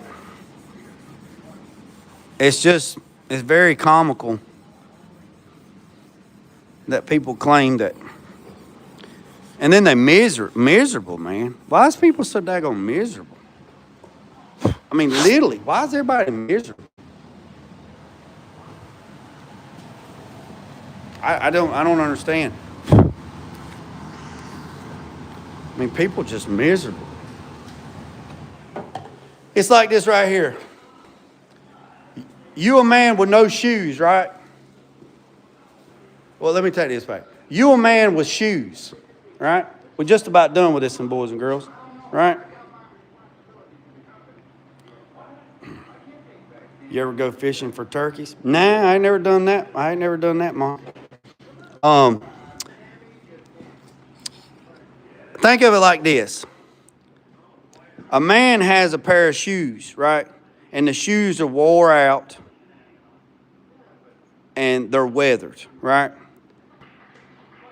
And this man with the shoes that's wore out looks at the man over here that has a pair of new shoes and he's like, man, I wish I had those new shoes.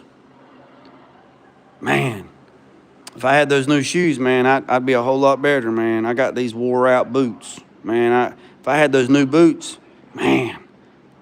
So you're always looking to see what everybody else has. Oh, I wish I could have that. It'd be a whole lot better if I had that. Jealousy and envy is two different things. A lot of people use the word jealousy and envy. They don't even know the definition of jealousy and envy. Oh, he's jealous of me. No, you're envy of somebody. If you don't believe me, look up the definition of jealousy and envy. A lot of people use those two words completely astronomically bass-ackwards. They don't even know the definition of them, but they spit them out like they're the damn preacher. You look at this, you're like, I got these boots right here. I've had these boots for a year, and I'm about to do a review on them. I did a review on them when I opened them, and I'm about to do a review on them and a follow-up. It's going to be a year on February 1st, right? But here's what I'm trying to explain to you. If I'm sitting there looking at this man beside me, he's got a new pair of boots, and I'm like, man, my boots are wore out. They just wore out. Man, I wish I had them. Man, I wish I had them shoes, right? So I'm always looking, right? Then if I look to my right, there's another guy that has no shoes. He's barefooted. And he's like, man, what I would do for a pair of wore out boots. I'm tired of being barefooted, right? Man, I got it bad. I ain't got no shoes. I'm barefooted, right? But then the man next to that man with no shoes ain't got no fucking feet. He has no feet below the ankles. He's got two nubs. Look like Poppy the Pirate with two legs. That's all he's got, no feet. So it's all perspective how you look at something, right? Yeah, these boots are wore out. Look at them. They are wore out. Look at them. They are wore slam out. Look, wore slam out. Right? The damn soles is coming apart inside of them. The backside of the heels is wore out of them. They wore out. They wore out. But you know what? They're better than not having no shoes at all. And if it was in the winter, if it was summertime, my ass would be barefooted. If you're new to the channel, I'm always barefooted. But you know what else? Being barefooted is still being better without no fucking feet. So, people always want to look at what they don't have versus what they have and what they're fortunate of and what they're humble. They need to be more humble of what they have and what they don't have. You know, people don't understand. They just don't realize it. You know what I'm saying? They don't realize how fortunate they actually are. Because I promise you, somebody's got it worse than you. And somebody's got it better than you. But that's not the point. The point is, be thankful for what you have and the blessings that you have. And stop comparing yourself to everybody else, because there's only one of you. Why are you comparing yourself to everybody else? Because everybody else is not you. You're your own person. So why are you comparing yourself to other folks? If anybody in the world should be mad, it should be me. I buried my son. My son died January 28, 2019. Buried him on February 5th.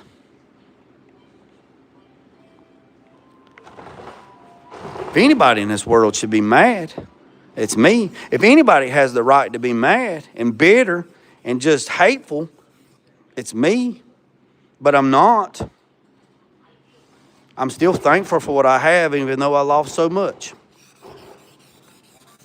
So, if people would just fix themselves, they'd probably be a whole lot happier.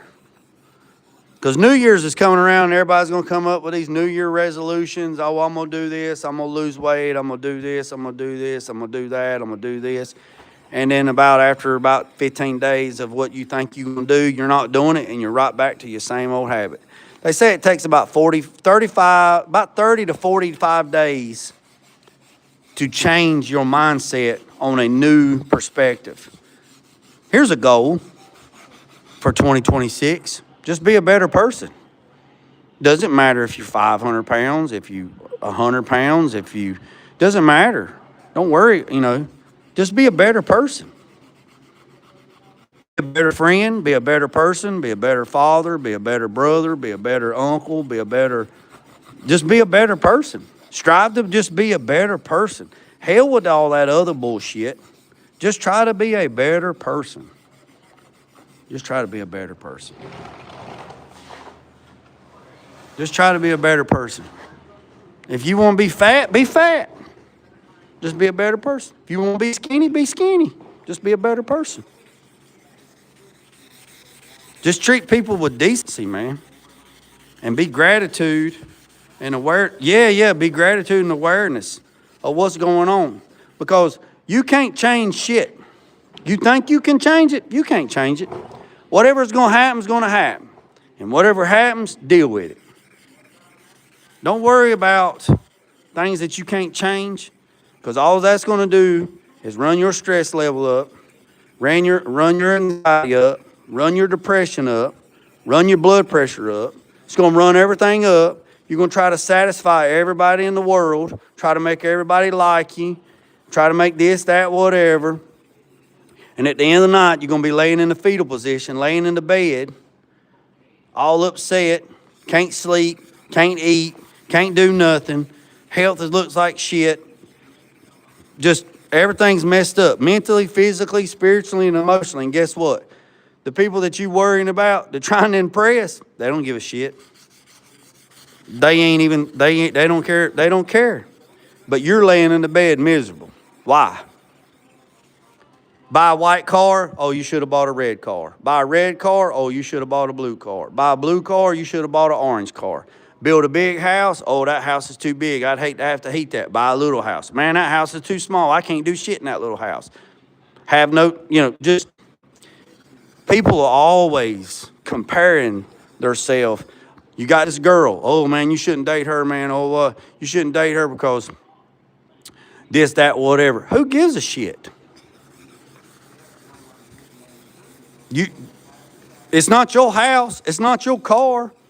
You're not dating him or her. So what does it matter? As long as somebody is a good person, as long as you're trying to be a good person, that's all that matters. At the end of the day, you either a good person or a bad person. Each day's different, man. Each day's different. Today, you might get this version of me. Tomorrow, you might get a different version of me. Next week, you might get a different version of me. January 28, 2019, the anniversary of my little boy died. I promise you, you're going to get a different version of me. February 5th, the day I buried my son, you definitely going to get a different version of me. So, don't sweat the petty stuff and don't pet the sweaty stuff.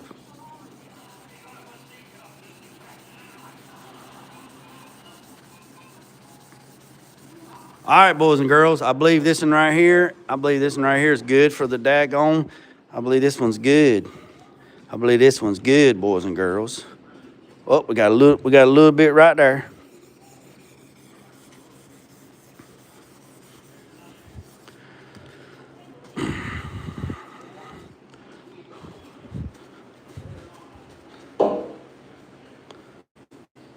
Got a little bit right there. I need to get right there. But overall, boys and girls,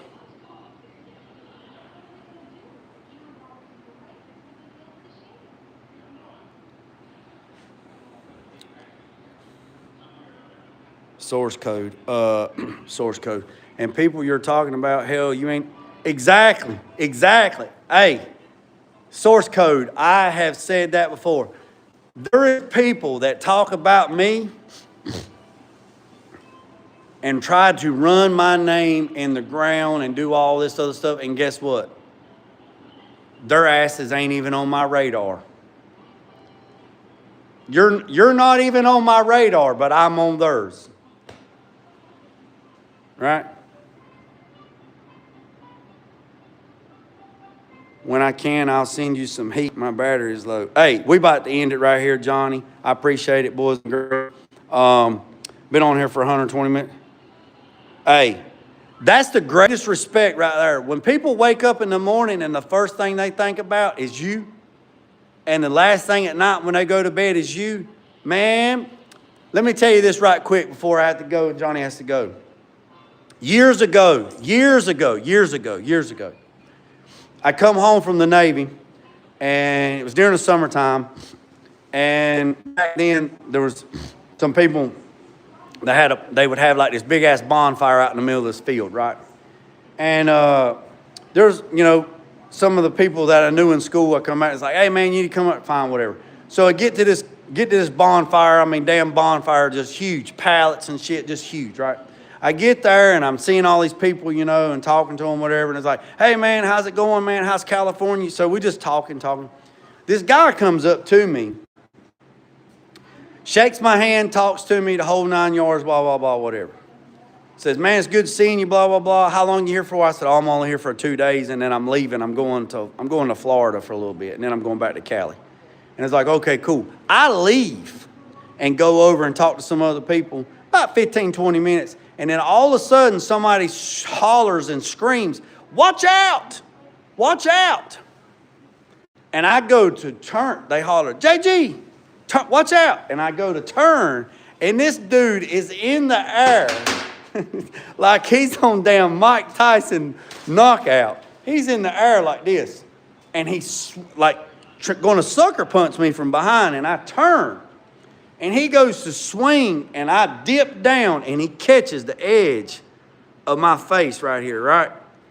And hits and catches my jaw, and I fall back, right? I don't hit the ground, and I know a lot of people like to sugarcoat shit. He hit me. He hit me right there on that damn bone right there. And I stumbled down, but I never hit the ground. And I step back up, and he takes his shirt off, and he's just, man, he's like this right here, man. It's crazy as hell. He takes his shirt off, and he's like, come on, man. I'm fixing to F you up. And I'm like, what? And he's like, come on. And I'm like, hold on, man. Whoa. Hold on a second. Hold on. And everybody's screaming and hollering, and everybody's getting around, and he's like, yeah, man. Come on. I'm he's just bobbing and weaving. And I'm going, hey, man, just relax, right? Just relax.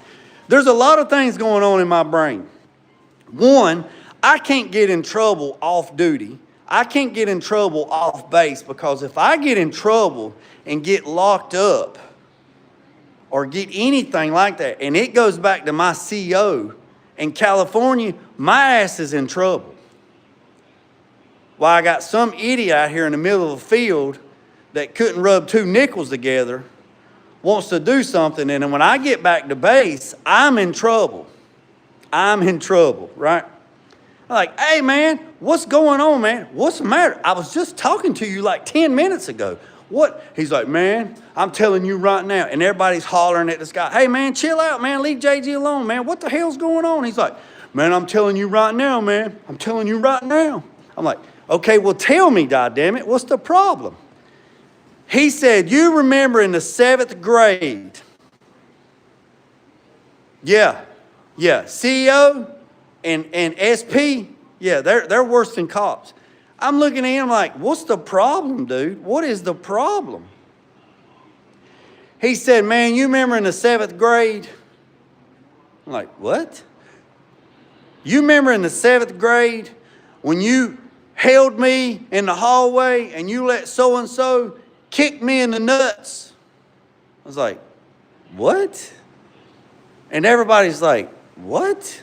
He's like, yeah, man, I'm fixing to F you up. And I'm like, what are you talking about? So when he told the story, I was like, oh, now I remember. They used to pick on my little cousin in school, and he was little, right? He was a small frame, right? And they used to pick on him, and they jumped him in the bathroom, and they beat him up like in the first block. Well, in the second block, they were all messing around, whatever. I wasn't holding anybody. I was just there. My cousin had a couple other boys that was holding this boy, and he was punching him. I went to grab him by his shoulders to drag him out of the bathroom so he wouldn't get suspended. And as me dragging him back, he swung to kick as I pulled him out and kicked this boy square in the nuts and put him on the floor. Now, let me tell you something. This guy had been toting that shit. That guy had been toting that shit since the 7th grade. I'm 2 years out of high school, second year in the military, stationed in California. This son of a gun's been toting that shit since the 7th grade. Now, in the 8th grade, him and a bunch of others and my cousin, they dropped out of school and then they stayed in trouble, blah, blah, blah, blah, blah, blah, blah. Just, everybody knows the story, right? Everybody's little town's got the story, right? I literally started laughing at this dude. Yeah, been holding on that shit since the 7th grade. I literally looked at this dude, and this is what I did. I laughed at this cat, laughed at him. Now, don't get me wrong now. Don't get me wrong. I still got my distance, right? And I'm like, hey, dude, let me shake your hand. Now, I still hold this hand out, right? So I'm holding this hand out, like, just hold on a minute. Let me shake your hand. What? Let me shake your hand. What I want to shake your goddamn hand for? Let me shake your hand.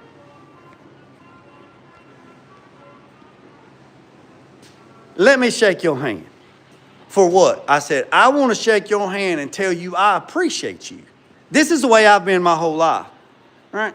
I don't run from fights. I don't run from them. If I have to, I have to. But I held my hand out, held my left hand out, and I said, let me shake your hand. What I want to shake your hand for? Because you have thought about me more than my damn mama has. I'm the first thing on your mind in the morning. I'm the last thing on your mind at night since the goddamn 7th grade. Now, I've seen this guy in passing, 7th grade, 8th grade, 9th grade, 10th grade, 11th grade, 12th grade. I've seen him at other places and has never said anything. Never said anything. But this time, 2 years out of high school, second year in the military, stationed in California. This guy's at a bonfire, get a little bit of liquid courage, and he wants to damn prove everybody that he's now got enough courage up to say something. And he said, I ain't shaking your goddamn hand. And I said, well, we're done here because I'm leaving. Oh, no, I'm fixing to F you up. I said, well, that might be a good thing and that might be a bad thing, but I'm leaving because I'm going to be in Pensacola, Florida tomorrow, and I ain't got time for this. And I nonchalant, we walk out to the vehicle. I get in the vehicle, and I leave. And the guy that was with me was a buddy of mine from Boston, Massachusetts. He was in the military with me. He was with me. He said, let me go ham on that motherfucker. And I said, no, George, no. Let's just go. Let's go to the house. Let's do some stuff. We'll get up in the morning, and we're going to drive to Pensacola. He's like, dude, should have broke his jaw. And I'm like, it's not worth it, man, because if we would have gotten in trouble and we got back to base in California, our CEO we could have been kicked out. There's a lot of shit that could have happened, right?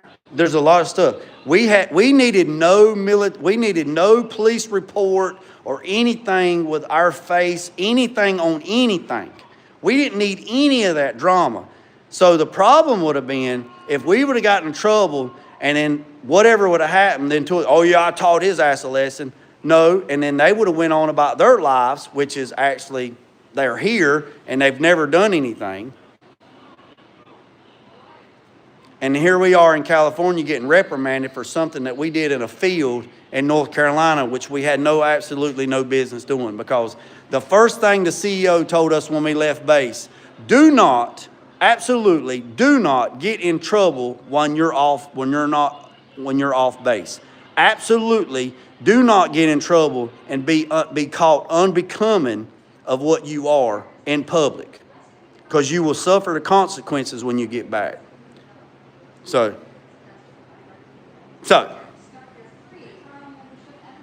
now, fast forward.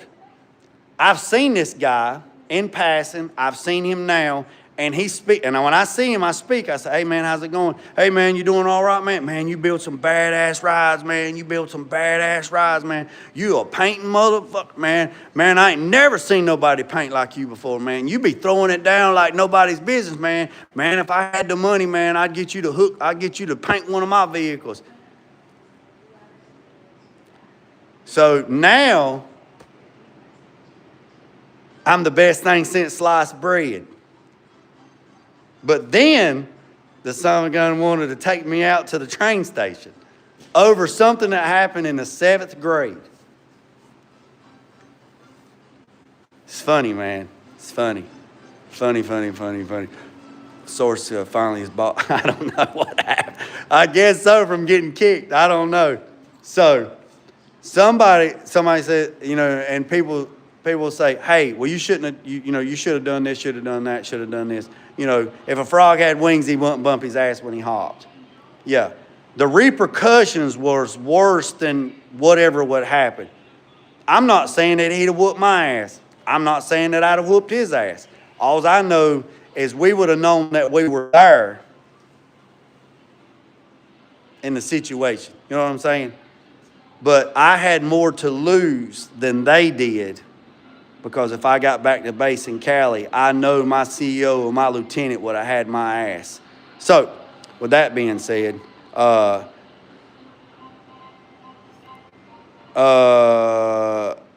what's up, Source Coach? So, like I said, it's 12:15. Got this right here done. This one's good. So what I'm gonna do is I got to make some phone calls. I got to do some stuff. I got to do a tech call. I think I got to call them people back and see what's going on with that. My son's still down on the thing. I don't know if they're gonna send a new box. I don't know what they're gonna do. So that's that on that. But this looks really good. I appreciate all the new people that came in and tapped in. Hit the subscribe button. Hit the notification bell. This thing's gonna be pure black, straight black.